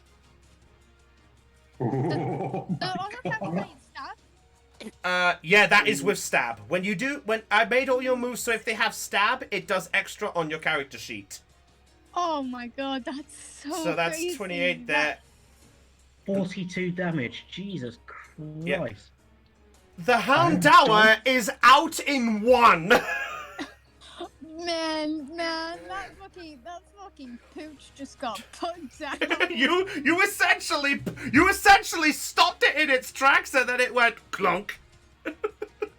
So the bubble was so big that it burst. Yep. No worries, Gothix. Take care. Oh, Gothix is heading off, Aeon. Cool. Yeah. So Reggie at this point just sort of does like a cheerful one as Houndour just lays flat on the ground. Tycho at this point goes, Reggie, that was amazing! Guys, he got it out in 1! You got it out in one! That's Nice amazing. job, And Reggie. technically, since that was a trainer's Pokemon, you just won your first trainer battle. I guess that's one way to look at it. I mean, she's not wrong. That's incredible. Where's Starly? Oh, Reggie, do you see Starly? Reggie does sort of do a and sort of sees the Starly, and it calls out to you at this point as if it's indicating a direction there. So I will give you at this point, Liz, to do something. Thank you. You're welcome. Yeah, so Liz, you can do Liz something. is At this just gonna just dart over there to her Starly side. All right. Technic, you know no what? regard for anyone or anything except her Pokemon. Yeah, that's fine there. I'll say based on what's going on there. You know what? I'm gonna do something. While she's doing that, am I alright to have Holly walk, like, towards, like, round here where the Beedrill is? Yeah. Oh, you're following Templar then? Okay. Yeah, I'm following Templar. All right. Okay, and at this point as well, Angela is just looking on, just like, well, it's a little not quite the way I would have thought it would have gone, but I guess it's a progress right now. Wait, Angela, would you be able to follow us for a second? Okay. Yeah, she's gonna Bring follow. Breloom. Oh, Breloom. Yeah. Oh, yeah. All right. Yeah. Yeah. No, I fucking hate you. Also, what are Chrome and Mochi up to now? We will get to them in a minute. Okay. We will get to them with Tia! Sorry, I couldn't resist the music. I like Mustard's music, I'm sorry. Alright, yeah, so that we'll get that there. Alright, let's go back to this. Alright, Beedrill, what's Beedrill doing? Well, he successfully intimidated the scientist into being scared stiff. Mm-hmm. Remember when Beedrill liked to hug people? Oh no. Beedrill's going to give the scientist another type of hug, except it's going to have a little bit of an extra function. He's going to try to pick up the immobilized scientist. Okay. And bring him over to everybody. Well, let's see. I think that was athletics. Yes, athletics. 14. Oh. I'm just gonna roll to see if he can somehow go against this. I mean, a Beedrill's strong enough to carry a Metapod. Man. To the anime. Don't remind me. Yeah, I'm just gonna see if he's gonna resist. No, he just misses it by 2. I got a 12. All right. Yeah. You're coming with me, scientist.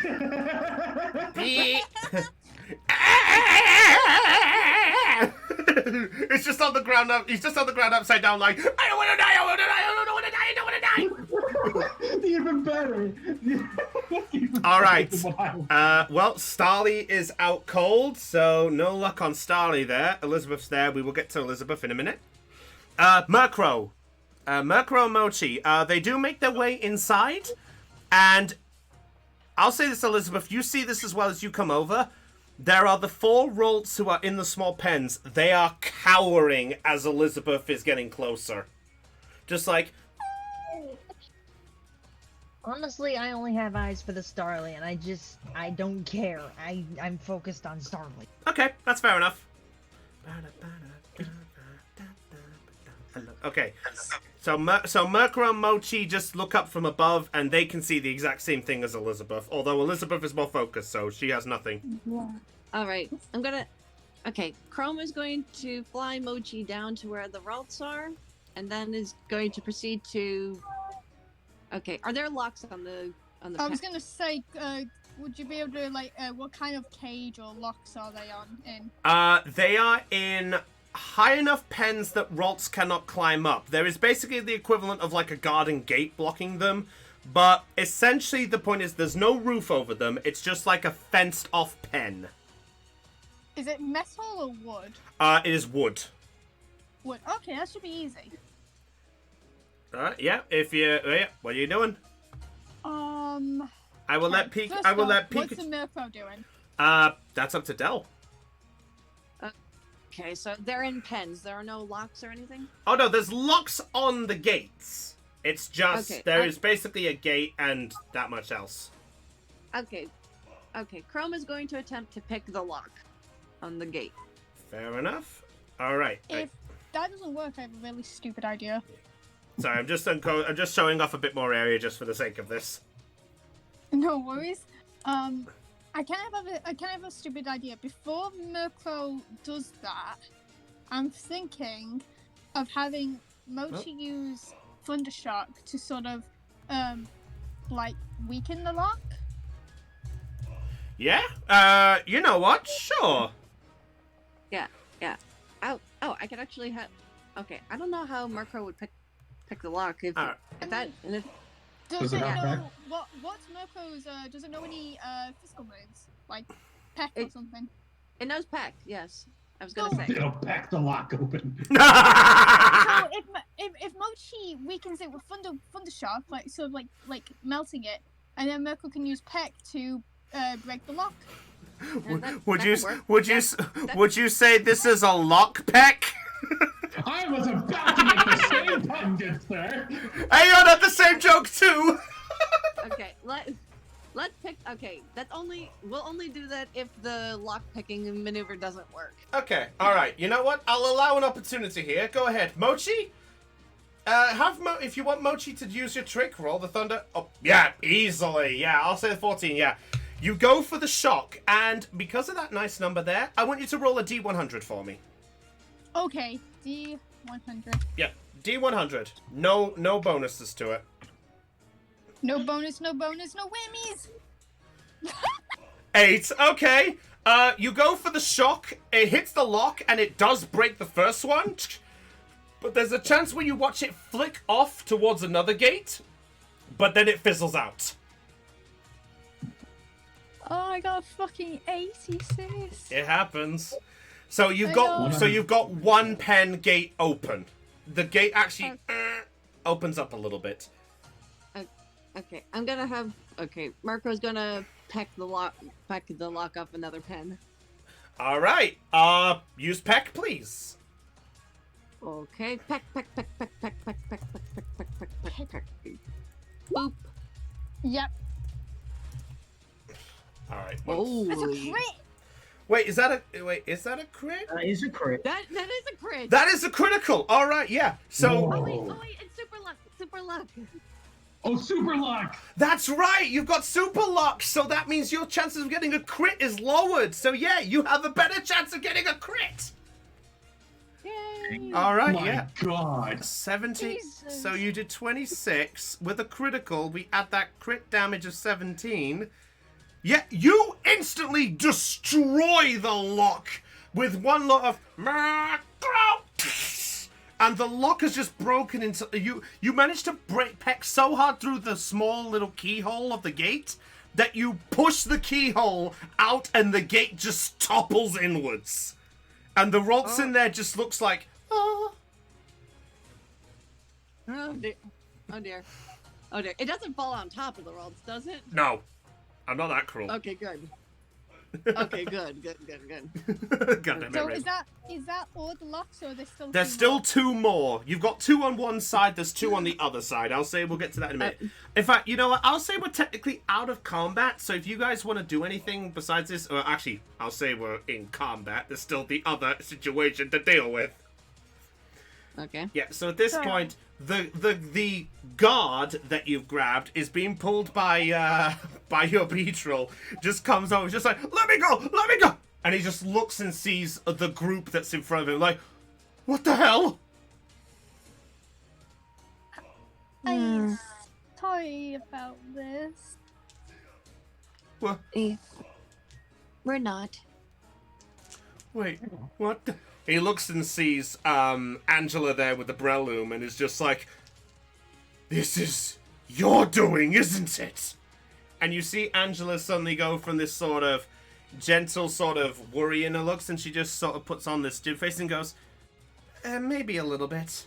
But, I swore I'd come back, and I came back with help. Spore, if you would. And Spore is gonna go up to the guard and is going to use Spore. You know what? Because he's technically tied, you know what? It would have been a success anyway. So he does that, and the guard just says, he's just like, wait, what are you? I gotta tell.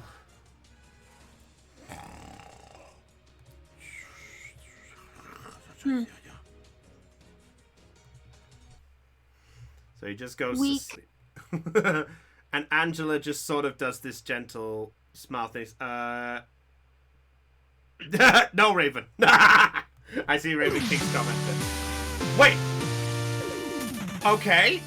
Apparently we've been created by Shovel Knight. Loud as heck. Yeah, sorry about that. It's cool.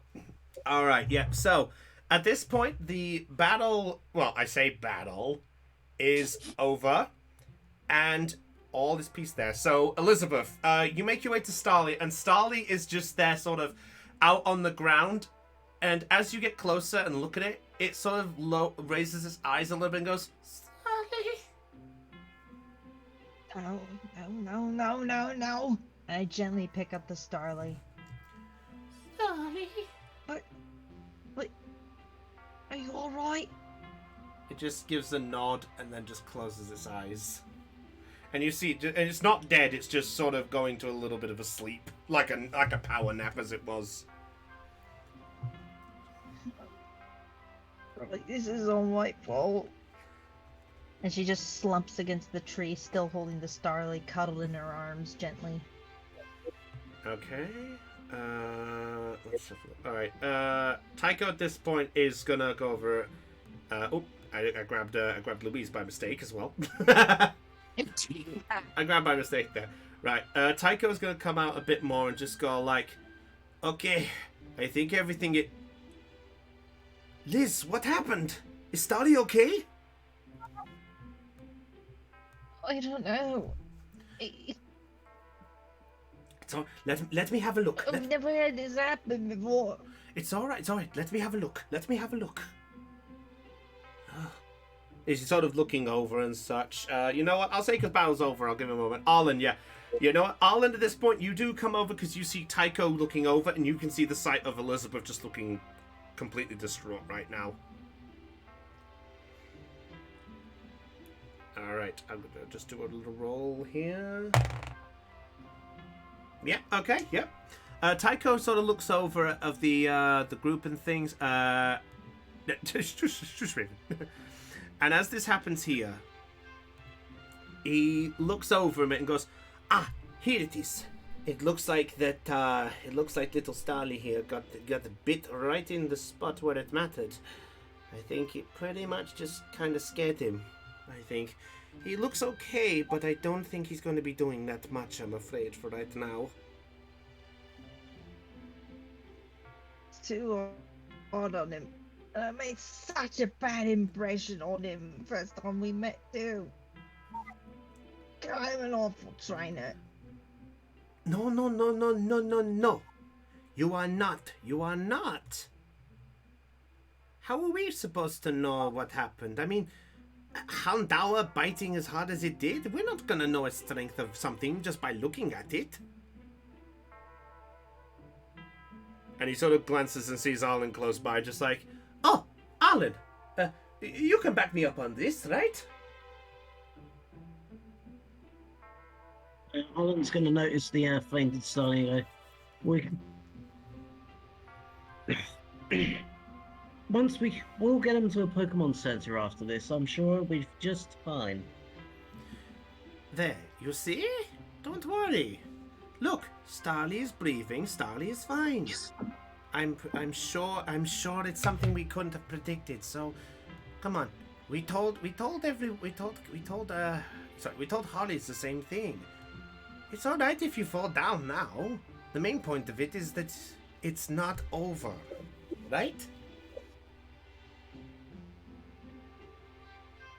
Elizabeth just buries her face in Starly's chest a little and she just mutters, "I'm sorry." Oh. Alright, meanwhile, while this is going on there, the rest of you, At this point, Angela just sort of looks at Spore and is just sort of giving this gentle smile like, thank you, Spore. Appreciate that. Breloom!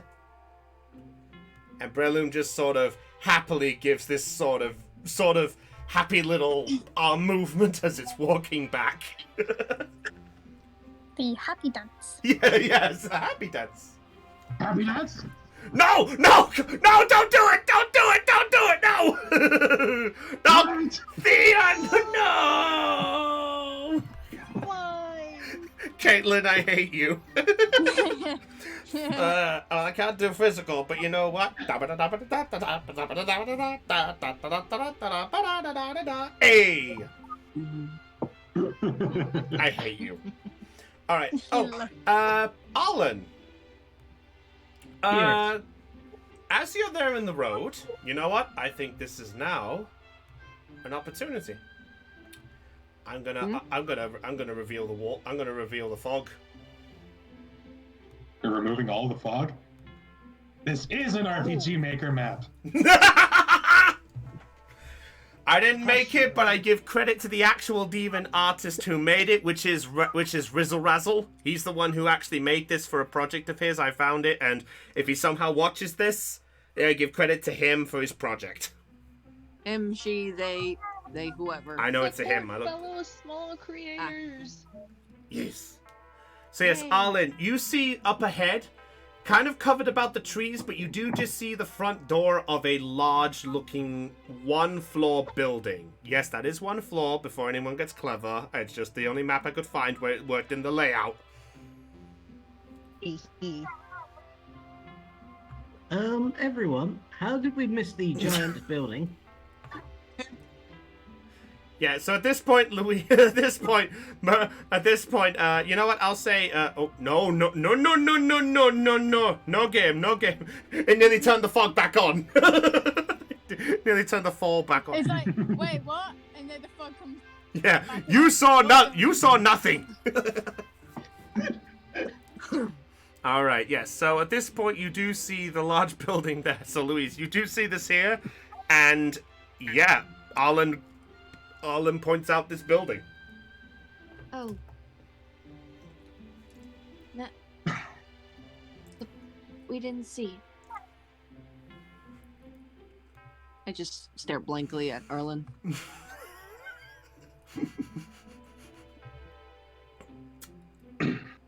All right.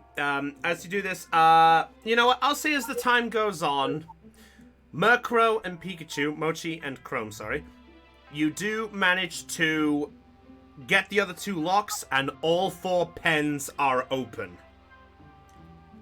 So what are the Rolts doing now? The Rolts are just cowering in the pen. Oh, Floof turned up. Woo! Hi guys. Hi, Floof. I think this means you're on I break. managed to pop in it during my break. Oh, that's fair enough. You can kind of help us a little because well, right now they managed to stop the first invasion. Oh, frick. Don't worry. Well, Well, in other I mean, news, you I won your can't- first Pokemon. You won your first trainer battle. I mean, sure, if someone can take over for me when I have to go back to work. Yeah, that's what I've been What do you doing. think Chris has been doing for you? You knocked out a Houndour in one shot, by the way. Oh. Yeah, someone did that. Oh. So right now, I'll just give you the summary.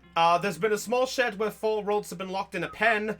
Starly of Heidi has been unable to battle.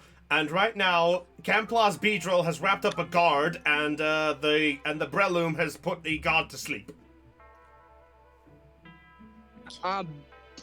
Okay, so what are the enemy Pokemon right now? Right now, none. None. You've basically, Shut down combat. yeah. There's basically a large building that is essentially a bit down a path. In fact, hang on a second. What's the best way to do this? Oh, I know. Oh, so we're trying to be sneaky, right? Well, sneaky is one word for it. But yep. You know what? If I have to be sneaky, then I guess I'll send out Susie. Oh, okay. Yeah. All right. Let's carry on from this. So at this I point, forgot about the silver! Yeah, I forgot about. nobody asked.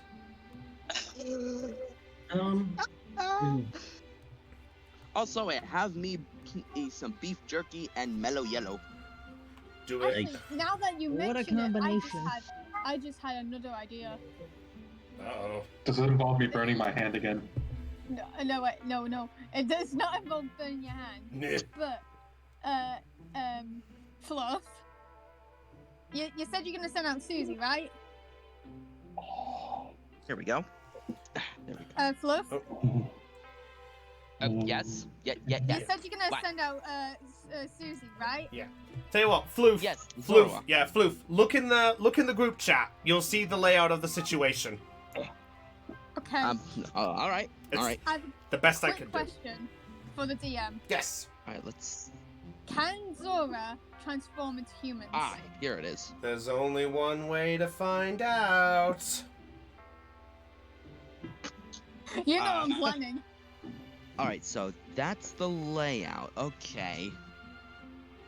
Yeah, that wooden shed that you see on the screen. Yes, I see it. That's where 4 Ralts were. They were locked up in pens and injured, according to what the surveillance that Louise pulled off gave. Growl. So if we're And what we So- did. if one thing to do is be sneaky, I could have Zora sneak around. You can do so now. Miss Angela, Oh, I know it's. Yes. Oh, you first. Yes, Alden. didn't you say there were 3 of these miscreants? Yes. It looks like the other 2 have gone inside of the building. Yeah, I'm willing to bet the other 2 are probably in the lab. Yeah. I wish I could say I had much more advice than that, but the only way I guess we'd be able to know is either we go in and check, but I'm pretty sure that Houndour's little howl is probably not exactly giving this any better results. Or Yeah. maybe we don't have. Or maybe we don't have to go in. Okay, so after so for a few moments, and Susie, no, Tycho looks down at Susie, and he gets an idea.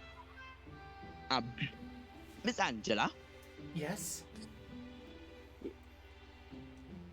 I bet one way to make progress is to be sneaky. Well, that's what And I we think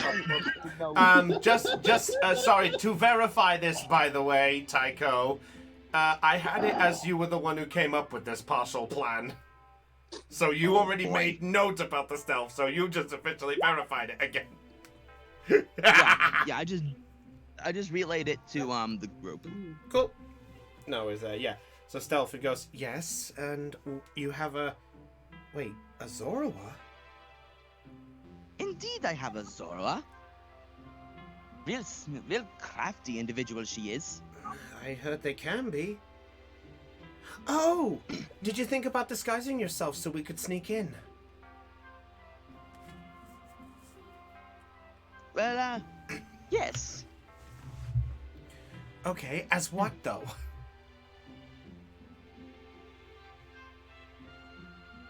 I'm thinking that if I could get my hands on a uniform, and Zora here can disguise herself as another Pokemon. Shit. What about people?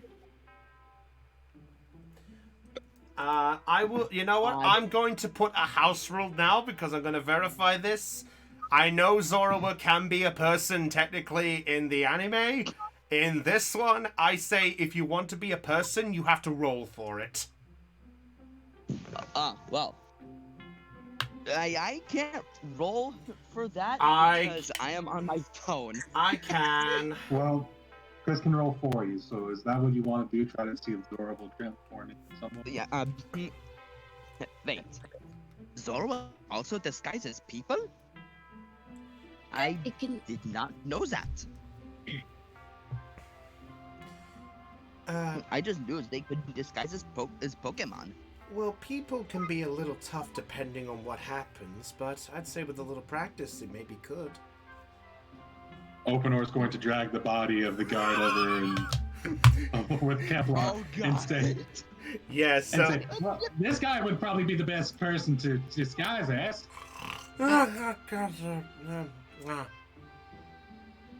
It's just still fast asleep. Well, Susie, are you up for this?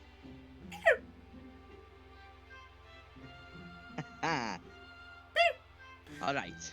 Okay, so are you having Zorua transform? With a human disguise, yes. All right, let's see what we can do here. So I'm gonna roll a D100. Well, I can already tell this ain't gonna go well. Okay, so you know what? If a D100 You know what? I will give this on this one. Floof, you can choose to decide this. Do we have low half or high half be succession?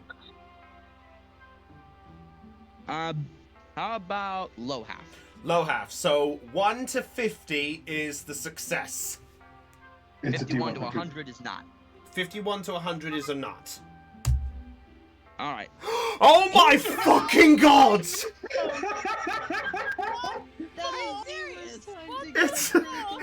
It's a fail. It's a fail, Floof, but it's a 100.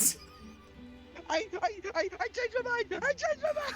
So I'll say Susie looks at the person, goes for it, does the transformation. It doesn't transform into the figure. It just transforms into a random person and is a male figure standing there with no clothes on. Oh my. Wait. Oh, Please, you wait, doing Louis! Wait, what's I up? was correct in assigning the dumb Please bucket tell to me he's wearing Floof then. underwear. Nope! Because it's a critical fail. Tycho instantly looks away. Holly just covers her eyes and her face is just like Susie, red. that's not even close. I face palm. Yep. Angela just sort of covers. Oh, sorry. Angela covers her mouth like, oh my. I'm Hang on. Like, Angela, don't encourage her. Yeah. Elizabeth, what are you doing? Change it back. Susie, change back, This change is back. not Elizabeth. This is Heidi the player. I assigned the dumb bucket before you made the rules clear, so I've cursed him. What? Oh, no. Wait, what? She assigned Floof to be the dumb bucket and got first to roll. Oh my. Yeah, so it's just a random male figure that's not even I am- related to no. the person. No, I am internally and externally screaming. Susie, change back, change back. And then with a quick flash. Somebody clip it. Yes, and that with a quick flash. You're gonna see this. Arlen with that's an interesting attempt. Okay. Yeah, so Zorua does a Zorua does a little spin on the spot and transforms back, and Zorua just looks at everyone like, "What?" I feel utterly humiliated. And Angela just looks and goes, "Well, well, that's pretty good for a first attempt, I'd say, for detail." Okay. I think I'm gonna go wash my eyes out with disinfectant. Okay. Actually, hold on. I'm gonna walk. Ollie. Okay. I'm going to walk up. I'm gonna walk up to Tycho. Huh? Tycho. Look him over. Then look at the guard. Do they look similar, at least? They do not. They do not. Okay. No. They do have glass. They do have. Oh, sorry. They do have glasses in the coat, but that's the best you got. Tycho looks back at Louise. It's like, what? He's kind of cranky right now. Yeah. No. Won't work. Hold on, Arlen. Yeah. Does your character have like something to do with like fashion, like hairdressing and that? Why? Pardon? Why? I know her. Cause I know where she's going with this. he like maybe if we die he's No, no dying. no, not dying, like dyeing your hair black. Or use, okay, there. or use the guy that's already got black hair. That and then walk up to Like Kevlar. Only when he's already unconscious. all right, I'm gonna walk up to Liz. Liz, disguise Tycho. Then I point to Liz's Hounder. Use Hounder. Disguise. Excuse me, what? There.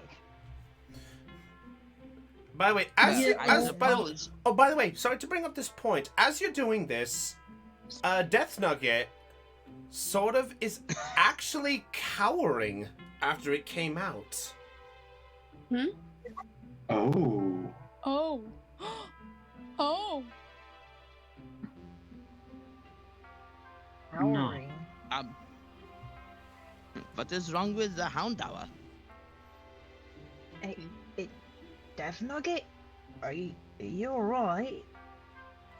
Oh, I forgot that's what you named.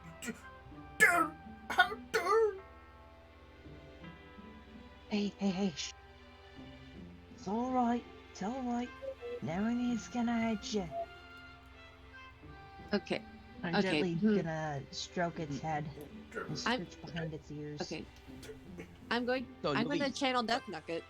All right, yeah, it's not hostile, so yeah, it goes about it. It's not hostile, so you don't have to do it. So, yeah, okay, you channel with Death Nugget. Okay, what do you wish to know? I wish to know why it's afraid. Okay, yep. Verifying it. Mechanic, while channeling a Pokemon, it mainly communicates its intentions, emotions, and motivations to you, and you can communicate them with them. Neither party may be deceitful in this exchange. Okay, that's all we need to know. All right, yep. So, Louise, as you're doing this channeling with Death Nuggets, it begins to look at you a little bit, and you get this connection. You get the sense that right now, it's sensing a mixture of fear and anxiety of a very high level. What? What about this is making you afraid? It glances up, almost like it's looking in the direction of the large building. And then it looks back. Did you come from there? I point to the large building. It nods. And the plot thickens. Interesting. Did they hurt you?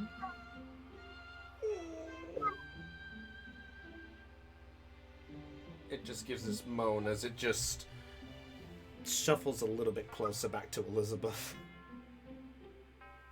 I see. Louise, a moment of your time. Yes? If Death Nugget is afraid of whatever's in there, then we ought to know what's inside. Puppet is able to go through walls, yeah? Yes. Would it be possible to send Puppet in through the ceiling to see what's inside? So that we can better prepare ourselves. I could try. Could try. I put away. I return Chrome and bring out Puppet. Wait a minute. Wait, Holly realized something. Wait, where's Mochi? At that point, Mochi and Chrome come out, and they're like, "We got it!" And Chrome just goes back to the ball, and Mochi just looks like, "You got it?" Like, it's like, what I missed? Chrome is Louise's Murkrow. Yeah. Yeah. Oh, okay. Yes. Yeah. Holly immediately runs runs straight to Mochi and just picks him up and hugs him. Oh, Mochi, I was so worried. I thought something awful was gonna happen.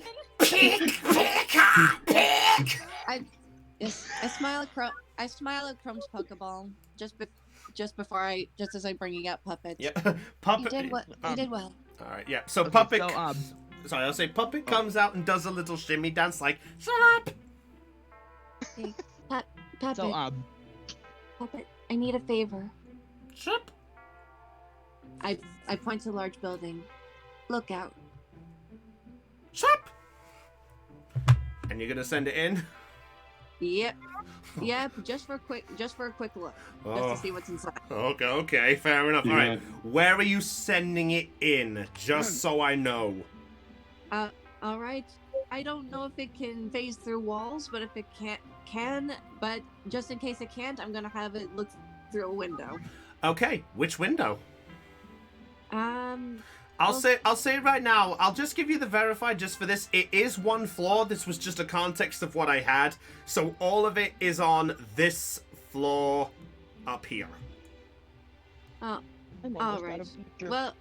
We'll search right up here, and so that it has a place to hide in the trees, just in case. Okay, fair enough. All right.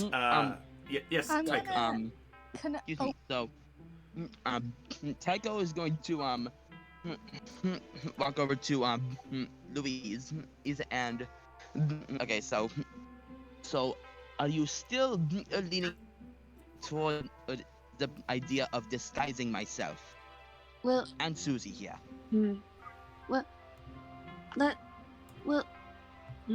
We'll see. Wait, why? Because if you are, I could have Susie. You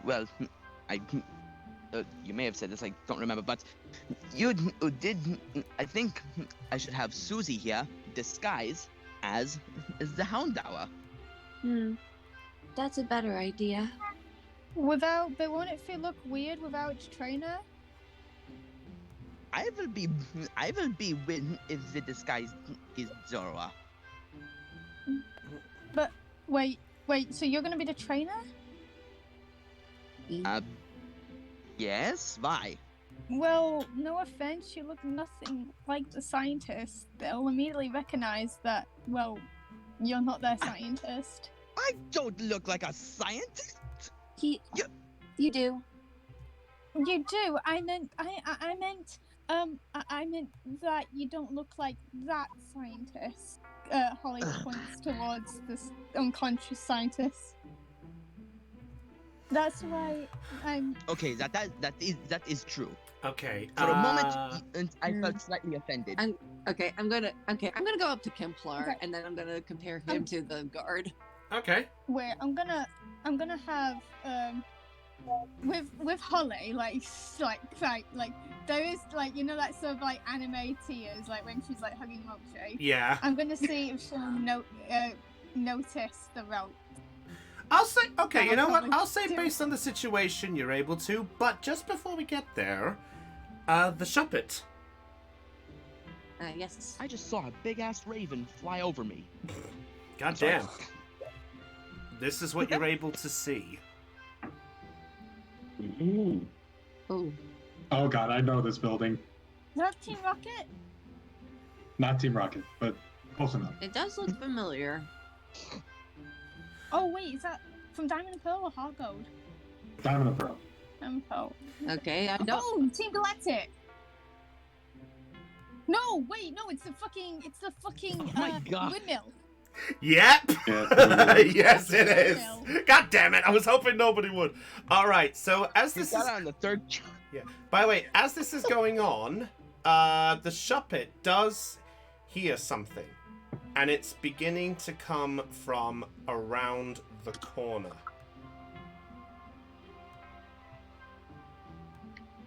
And your Shuppet looks, and it sees a figure just sort of glancing about, and it's going up to the window. The far left window, to be specific. Okay, so it can't. So he Oh, can't. Can no. he?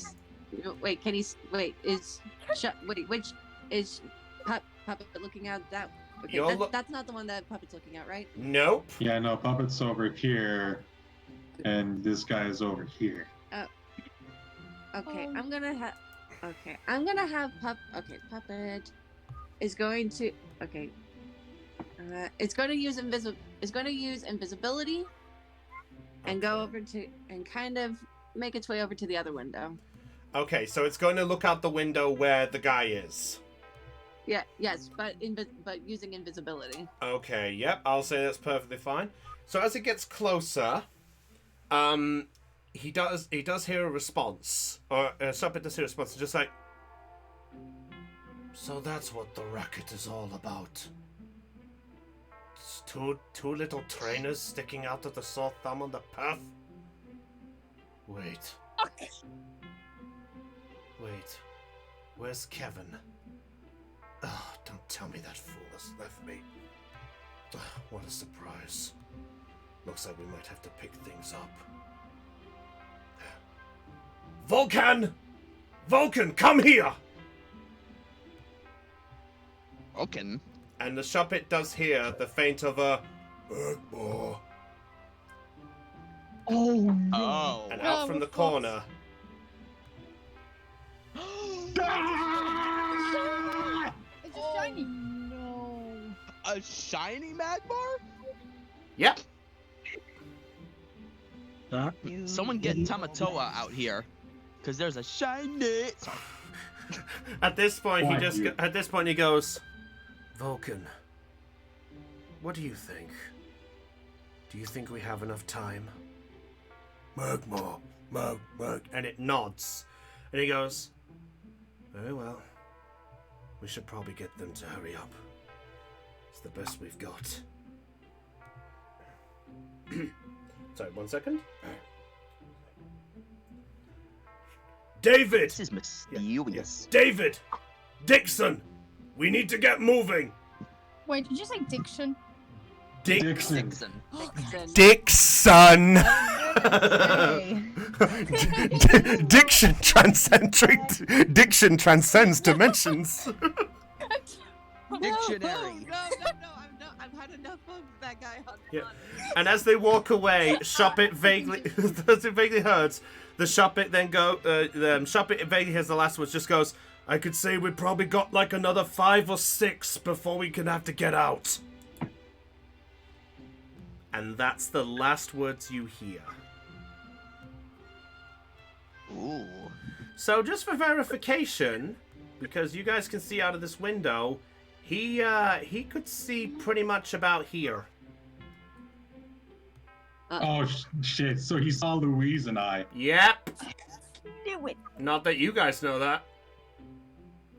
Oh shit. But Shuppet does. Shuppet does. So yeah, Yeah. Shuppet's at this window. Yeah. Okay. Yep.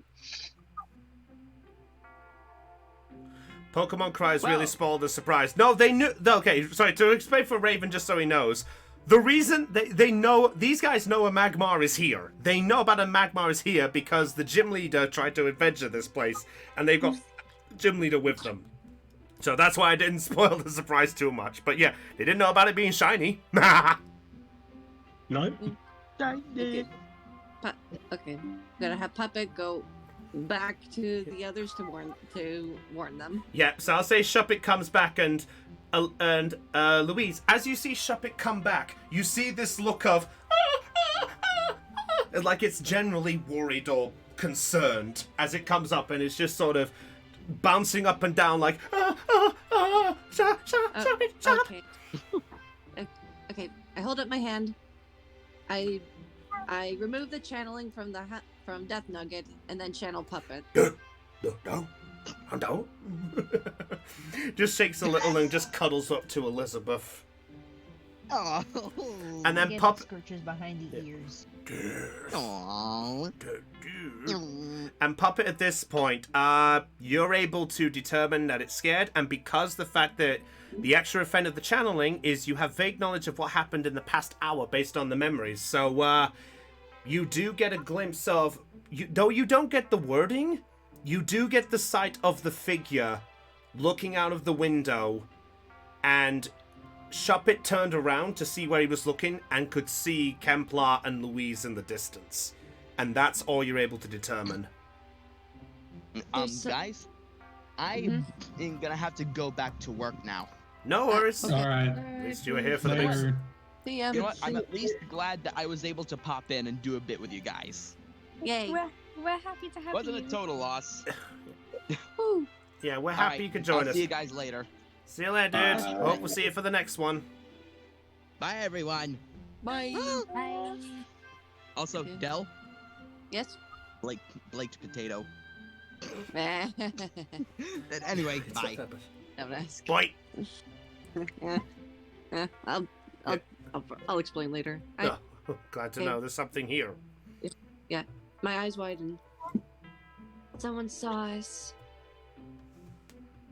All right. And screw being sneaky. At this point, Angela looks over and goes, "Wait, somebody saw us. Wait, do you know what they looked like?" Okay. Do I know what they look like? What Yes. the guy looked like? based Yeah. on- Yes. You Yeah. at least you can do that, so you can say you describe the character. I described the I described the man's appearance from what Puppet saw. Angela sort of crosses her arms a little bit and just goes, "That was not one of the three that I saw. Wait, could that possibly be him? Who? That could possibly be the collector." Well, whether or not he's the collector doesn't matter anymore. And Kemplar says this, he cracks his knuckles. Oh. We gotta go. This is going to do the We very can't dawdle. We're gonna give that collector a piece of my mind. We can't dawdle around here anymore. We have to go now. And with that, Kemplar shouts, "I'm gonna run around back the building, see if there's any way out for them.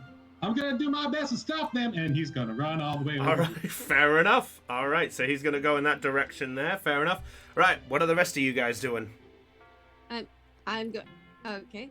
Since we're no longer being stealthy, I'm just gonna go. I'm just gonna go right up to the door. Fair enough. All right, Holly. At this point, you're just cuddling Pikachu at this point, who's just like Pika. Well, I like after a bit, I loosen my grip, but I'm still like hugging Yeah. Mochi. But I notice everyone going, she just looks on, really worried. Fair enough. But I'm gonna wait and see what the others are doing. Okay, Arlen, you were moving a little bit. What are you doing? Well, he only knows that two of us are. That's what's presumed. Yes.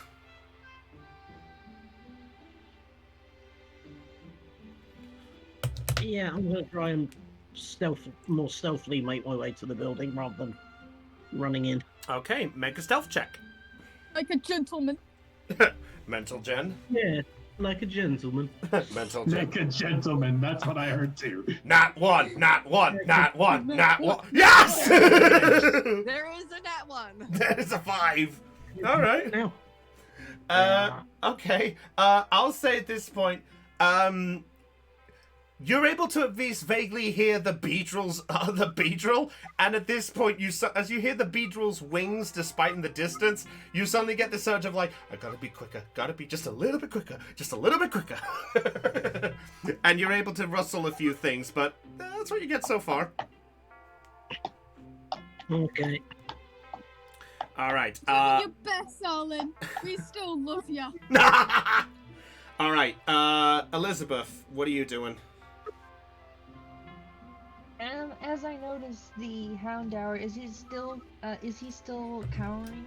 Yes, he's a little calmer, but he's at least staying close. All right. Before I do anything, I'm just gonna give the Houndour a little pep talk. Okay. Just try and encourage it and get its spirits up. Okay. Look, I know it was scary for you, all right? But this is a good chance for you to get revenge on him. He done you wrong. He's a wrong'un. You want to get revenge on him, don't you? He just look. Handour just looks a little bit on edge, like he doesn't know what to think. Listen, I go by a saying, treat others the way you want to be treated. And that piece of shit treated you like the filth that he is.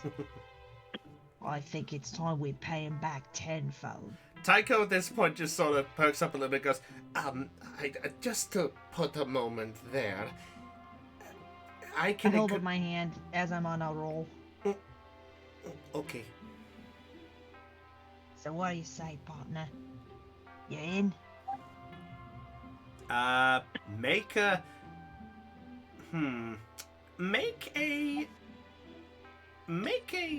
let's see, what could this be? Let's see, I'm having a look at this. What can we put for this? Okay, you, roll a charm or command check. Your choice. Oh my god, you had to pick the lowest ones. I'm sorry. Fuck you. Well, you can't really do much else. What are you gonna do? Scare it into doing its thing? Yeah, get revenge! Funny you should mention that. No, I'm just kidding. Get revenge! Release your anger in anger. Do it. Okay, Palpatine. We're about to get into a Pokemon battle. What should I do with the Pokeball? Through it. Right. That's a good impression. Yeah, no. 2. It looks a bit on the unedged things, and it's just gonna cling up to you, just like... Oh, mate, I know it's scary, okay? I get it. I really do. Okay, I'm gonna... Listen. Oh, yes, Holly? Oh, I noticed, like, Houndour, like, looking scared. So Holly goes up, tries to helps out, and basically I'm gonna go help Liz out to make the Houndour more confident. All right. Hey, Nugget, you shouldn't worry. You have a very strong trainer who will always look out for you no matter what. And if push comes to shove, I'm sure Liz will fight literally tooth and nail to protect you. It looks up at Liz for just a moment. I give it a small smirk and a thumbs up. Tycho, actually, in the distance, he's just going to cross his arms a little bit and just goes, if I can put my bit to this, it's not just Liz who's with you. I think it's fair to say that we're all willing to help you. This is something of your past, and if we don't all face this together, then I think it's fair to say that we all wouldn't be that good if we didn't care about you. So... I did. Yeah, don't worry. I noticed the whole thing there, Louise. We'll get to that in a sec. Yeah, that was an accident. Don't ignore it. That was an accident. No worries. Don't worry, that's why I said he didn't know Shuppet was there. Yeah. Yeah, so Tycho just sort of goes, well, we're all on your side. Not just Harley or me, but Liz has rightfully said. Liz is your trainer and we're all your friends. Right?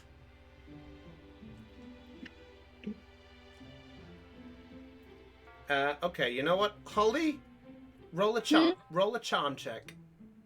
You may not be good with charm, Heidi. I'd laugh if this turns out to be bad.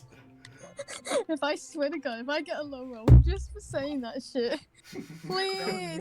Oh, thank You got God. a decent roll. Yeah, it's not bad. 13. Okay, yeah. At this point, it looks up at you, Liz, and it takes your hand, and it's like, just gives it a little lick.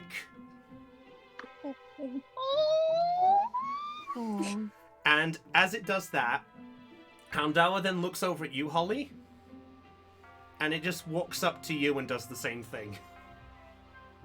Oh, I pet the Houndour.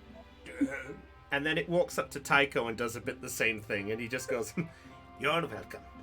Just know, we're all on your side.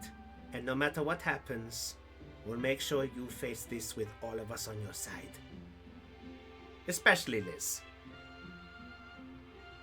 You're right, mate.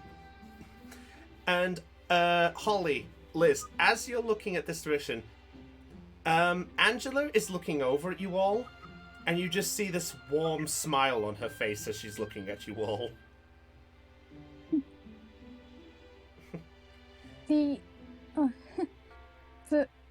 I think we should get going. Before the others get themselves hurt. Sounds like a good idea. Right. But Angela. Yes. Someone needs to stay here with the Rolts and make sure they all get out safely. I don't want them to get recaptured again. Don't worry.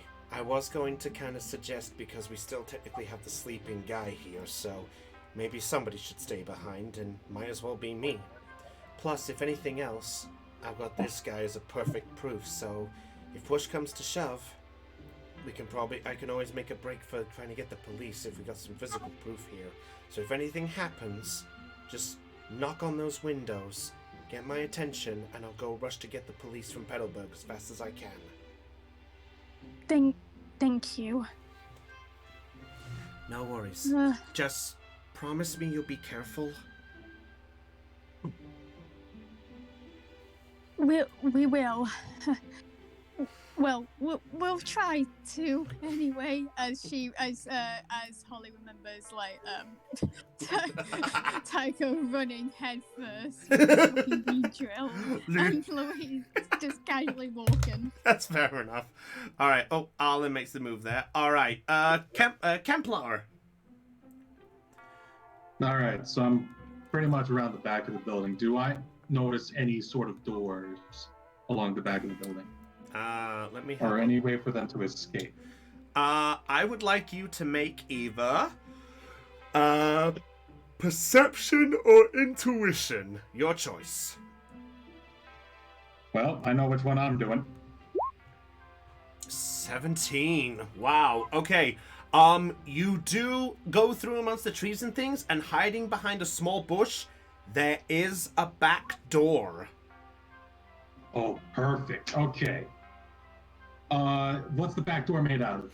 It is a pure wooden door. It is wooden, metallic sort of hinges on the side there, a sort of silver door handle, and on the back of the door, there is like a symbol, not a symbol, like a door plaque. And on it, you just see the name Stone. Stone.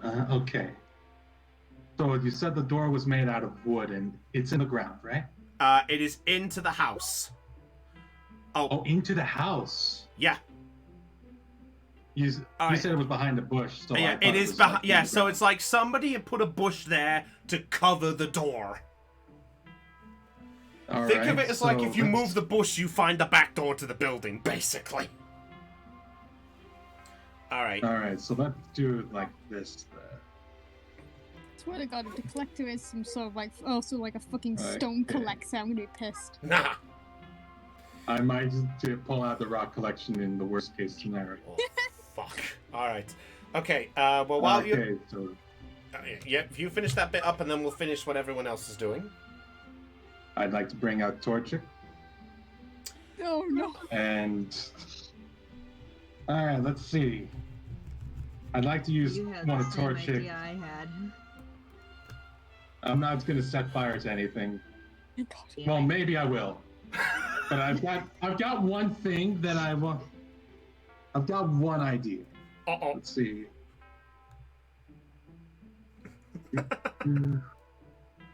Well, get as many Pokemon as possible in a single Pokeball. No, Raven, no! Raven says, do they need cut? Alright. I'd like to heat the door handle. Whether or not I melt it is entirely up to fate. Okay. Roll a D100. D100? Okay. I was gonna just roll for Ember with your permission, but that should work. Yeah, you know what? I'll say it's just a stationary object. I'll say I'll allow you to.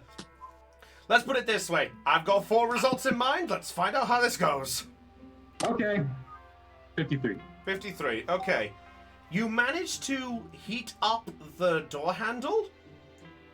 You, well, the thing is, you didn't move the bush first. So the ember does connect with the bush a bit more with the handle. The bush does begin to set alight, and it's just beginning to set itself aflame. How big is the flame?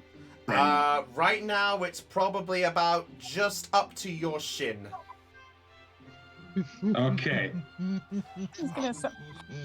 All right. I'd like to stamp out the fire then.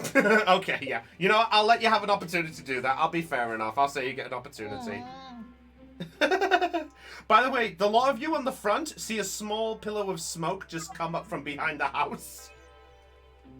Can Holly see it? Yeah. Well, I was going to ask you about Holly. Where are you going? Are you going to the front of the house? Well, I was going. I'm assuming Tycho is also going to the front. Yeah. Tycho's going to look and goes, well, everyone else is moving. We should probably get moving too. Tycho, I have an idea. What's your idea? Your horsey knows smokescreen, right? Yes. I was thinking, well, it doesn't seem it from the sounds of it. The collector seems to only have saw 2 of us. He hasn't seen the rest of us. So maybe we could go with Liz's idea, but instead of actually using fire, we use smoke. You mean in a way we smoke them out or obscure the vision so we can stealth in? A bit of both. That's not a bad idea. We should probably catch up with the others and ask them. It might be better if they're all aware of this because it might be a lot easier. Yes, definitely. All right. Tycho looks back at Angela and just goes, "Okay, Angela, we're gonna head off. Be safe, okay?" I will do my best. You be safe too." All right, and they're gonna make their way to the front there. So if you're gonna make their way up there. All right. While this is going on, you two are making your way up. Louise, Elizabeth, and Arlen. What are you 3 doing? Oh, okay. I'm going to attempt to open. Okay. Is the door locked? Do you try the door? Yeah, I'm gonna try the door. The door is not locked. Okay. Yeah, you go for you touch the handle and it can open. All right. I peek inside. Is there anybody in there? Make a perception check. Oh, okay. Give me a mo to. It's the name of the show. Yeah, perception. Boop. Oh, nat 6 there. Ooh, 6 and a 5. Yeah. You open the door ever so slightly. As you do so, you don't see anyone, but you do hear a faint sort of mumble coming from further into the building. Further in. Oh. Further in. Okay, and I'm gonna proceed. I'm going to open the door. Okay, you open the door. And I'm going to, and Puppet and me are going to go in. You're just gonna go in? Well, if there's any place to hide, I'm gonna have Louise attempt to hide. Oh, okay. Right, what are the rest of you doing? So I'll say it's Tycho and Holly have arrived. Oh, sorry, I'll say it's Holly and Tycho have arrived back up to see Louise just going into the building. So Elizabeth, I'll let you do your thing first. I'm going to be following Louise into the building. Okay. Arlen?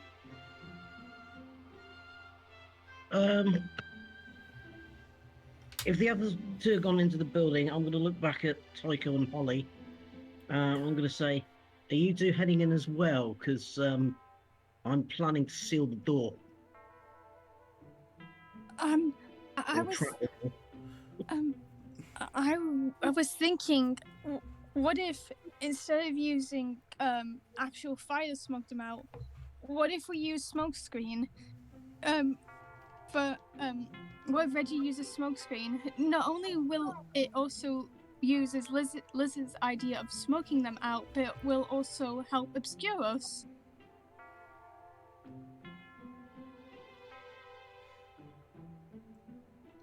Well, I mean, I thought it wasn't a bad idea, but I figured before we ended up doing it, we asked everyone else, but it looks like half of our group have already made moves. Oh wait, I thought Liz and Louise were out there. Yeah. I'll say they just entered the building just as you arrived. I'll say there's just enough of a chance there. Oh, sorry. It's alright. Not your fault. Okay, I didn't realize. Alright, so they're already inside. Okay. Okay, so can Holly quickly, like, run up and, like, quickly, like, get their attention? I'll say I'll give you a partial opportunity. So, Louise, Elizabeth, I will give you an opportunity. You can have a chance if you want to react to Holly or not. Or do you want to say you've gone straight in? It's entirely up to you two. I'm going straight in. Louise is on a mission to save Pokemon. Thanks, Louise. Alright. I feel like maybe I should do a perception check for that. Yeah, you know what? Yeah, go ahead. Just because... Yeah. Yeah, just to see if you have a focus besides that. Oh, no. No. Not one. No, I say... You're both on a fucking yeah, mission. you see Louise and you're just like, no, I'm gonna go in and go stop Louise. I gotta make sure she's okay, so you go straight in. So yeah, so it's just Arlen, Tycho, and Holly on the front right now. Right now, Thean, Holly and Tycho are right back up. Louise and Elizabeth have gone straight in the front door. Okay. Okay, Holly's seeing this and she just, like, gulps and runs in and follows them. Oh wow, she's gone right in. Alright, Tycho looks over, Tycho just sort of says, uh-oh. And looks over at you, Arlen, and goes, just a question. When you said seal the door, what exactly did you mean? Arlen's basically going to hold up Pico. Sticky web. Oh. Oh, I get it. So that way if they sneak by, that's clever. Oh wait, does Pico have sticky web or spider web?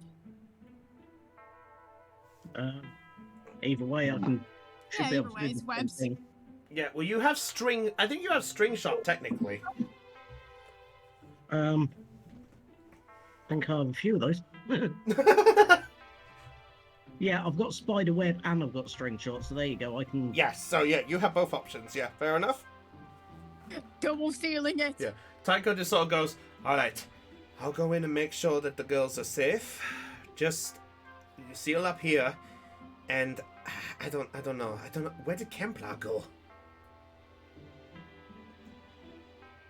I shouted it earlier. Somebody would have heard.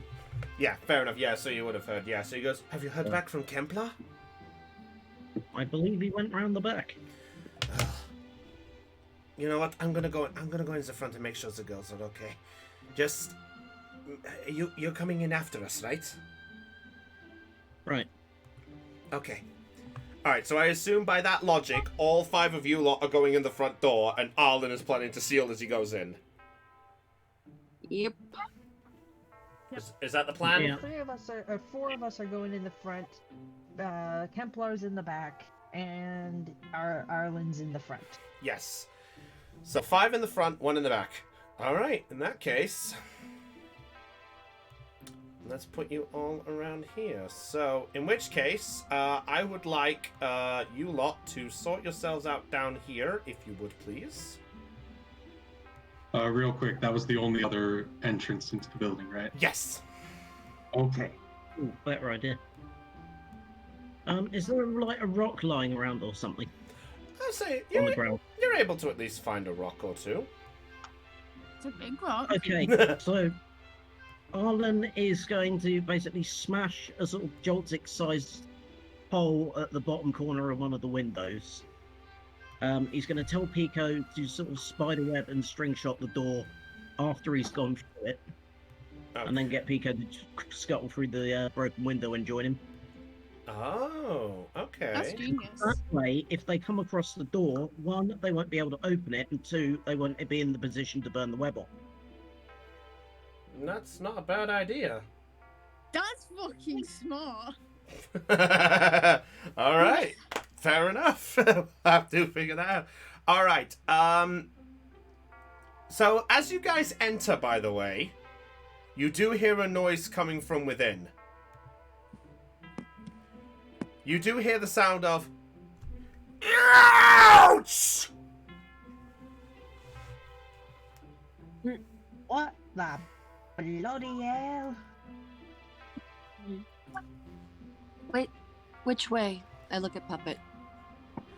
Puppet sort of indicates that direction, and as if he's sort of going in that direction. So the lot of you all make your way in after this point. Kemplar, do you continue with the bush, by the way? Well, the bush I put out. Okay, right? yep. So you did put out the bush. I'd say you've done so and such. So, what else are you doing? Well, we'll hope. Well, this time, while keeping the bush out of the way, I'm going to continue to heat the door handle. Okay. All right. Fair enough. Roll a d100 again. Oh, D100 again. Yeah. Okay. You got rid of one problem, so it's a bigger gap. 95. 95. That's good. Is it? You saw what happened with my 100.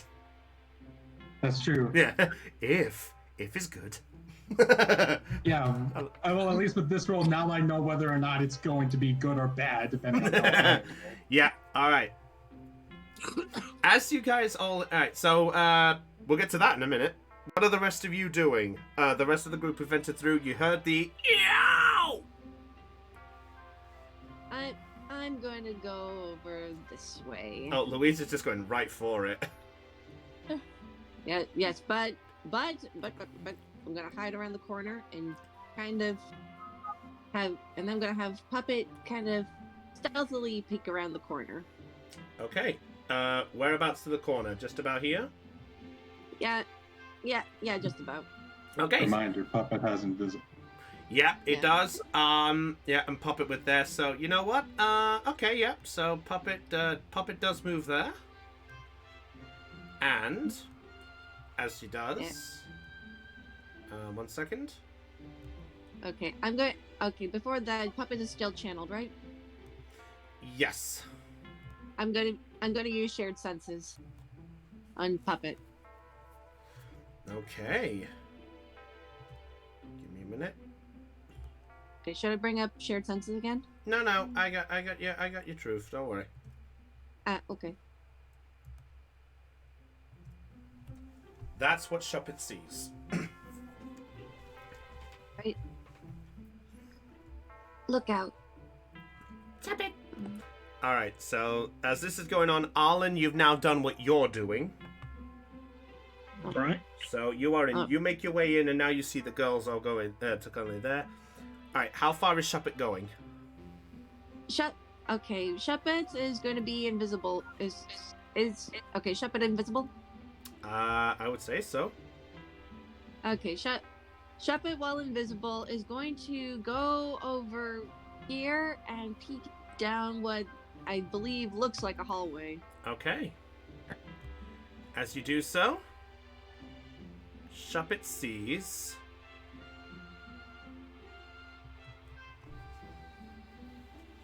That's what Shuppet sees for the moment. All right. Shuppet manages to see that, and through there you see the sight of one person who's just working on a small machine. And underneath one of the strange machines in the middle, there is a magma blowing fire into this device. Okay, I whispered to the others, scientists and a magmar. Oh dear. Wait. Oh, got to go, guys. Oh. Okay. Heidi. No worries, Heidi. We'll probably wrap up in a bit, so I'll let you know what happens in a bit, okay? Thank you very much. And if this does go on, yeah, Liz is still very angry. No worries. She needs to vent out some frustration in a very heated manner. If you catch my drift. Well, Oh no. we'll see what happens. All right, take care, Heidi. Then. Thank you. Bye, guys. Bye. See ya. All right. Whereabout is Tycho? Tycho's there. I almost forgot about Tycho. Yeah, I was wondering if he was invisible. I'm sorry. I didn't put him It's in. okay. I forgot he had to put himself in there. Yeah, so Tycho is here. It's just like Tycho is just coming up and just goes, all right, what's going on? Shh. Okay, I'm gonna have. Okay, Puppet's gonna go further into the room as much as it can while it's invisible. Okay, Holly's just going to quickly, Holly's just gonna quickly like relay the idea that she has to Louise about the smoke screen. Okay, yeah. So as Shuppet does the going in, you guys get the smokescreen idea. All right. I just nod and focus on what Puppet sees and hears. Okay, you know what? Might be easier if I just show. Might be easier if I just show the room. Because I'm a good DM. Oh fuck! Two magma orders. That's not good. Oh, I see what they're doing. Yeah. Okay. Okay. All right. This is what Shuppet sees? Yes. Okay. What does Shuppet hear? What does Puppet hear? As Puppet goes in, he hears actually coming from this direction. This direction up here. There's actually someone who's basically going like, "Oh, blooming heck! What's going on here?" And the other guard who's working here then sort of walks over and goes, "Look, you've been complaining for the past 2 minutes. What the hell's going on?" "Well, I don't know what's going on. All of a sudden, this door suddenly just feel fucking hot." I relay the info to the group as quietly as I can. And wait, you mentioned the mortars are powering up something. What? Magmars. Magma. Sorry, I keep calling it magmortars. Because you're used to seeing them. Magmas. I'm glad you don't want magmortar. Magmas. Push button. What are they powering up? Okay. Puppet is going to look at the machines. Make a perception check for Shuppet. Okay, perception check. Perception. Ooh, that's a good perception. Oh. 11. Okay. Wait a minute. That's good. You see, okay. As Shuppet gets closer to the machines, you see that one of the magmas is the closest one is just breathing fire into the machine. The other one is doing the exact same thing, but there appears to be something in the machine on the top. Okay, which machine just so that... Oh, this one, right? Mm-hmm. Okay.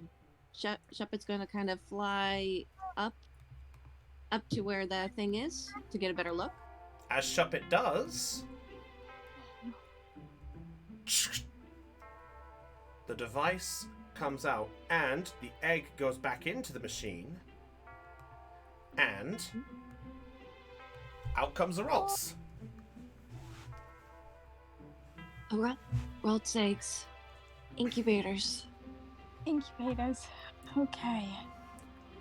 That must be how they're hatching them. Oh, okay.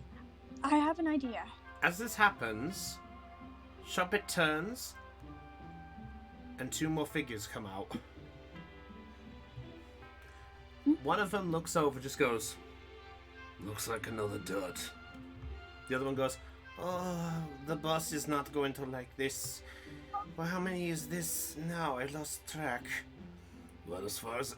I think we're about maybe 85 at this point." "Oh, you know what to do with it. You know what to do." Yes." And the guys go back off. And the one at the door then sort of hesitantly begins to just like, and the other one's just like, what the hell are you doing?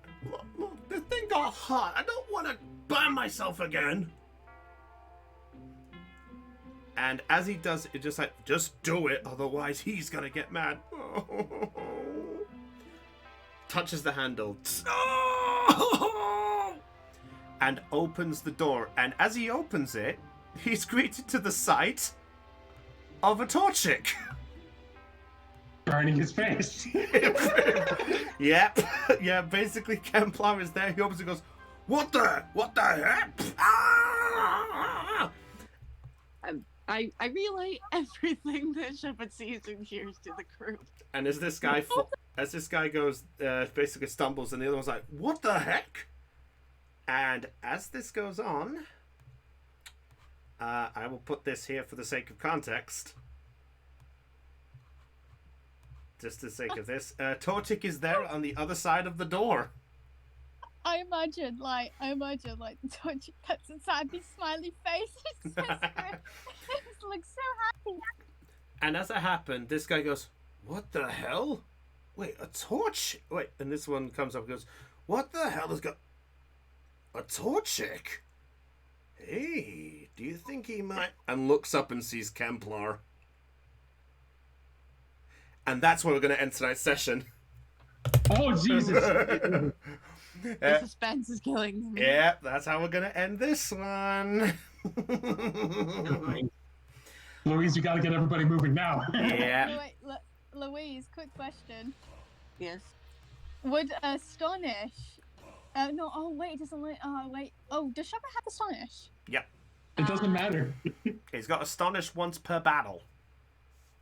Oh, I was gonna say, maybe we could flinch them. Yeah. Murkrow has... my Murkrow has Astonish, but Shepard has Knockoff and Screech. Oh, I think Knockoff was off. Well, I guess we'll have to see how things work next time. So, next time, our team of heroes have now made their way into the secret lair of what is presumed to be the Collector. Will they be able to stop whatever plan he's planning? Will Torchic and Kemplar be able to get out of the situation that they are themselves in?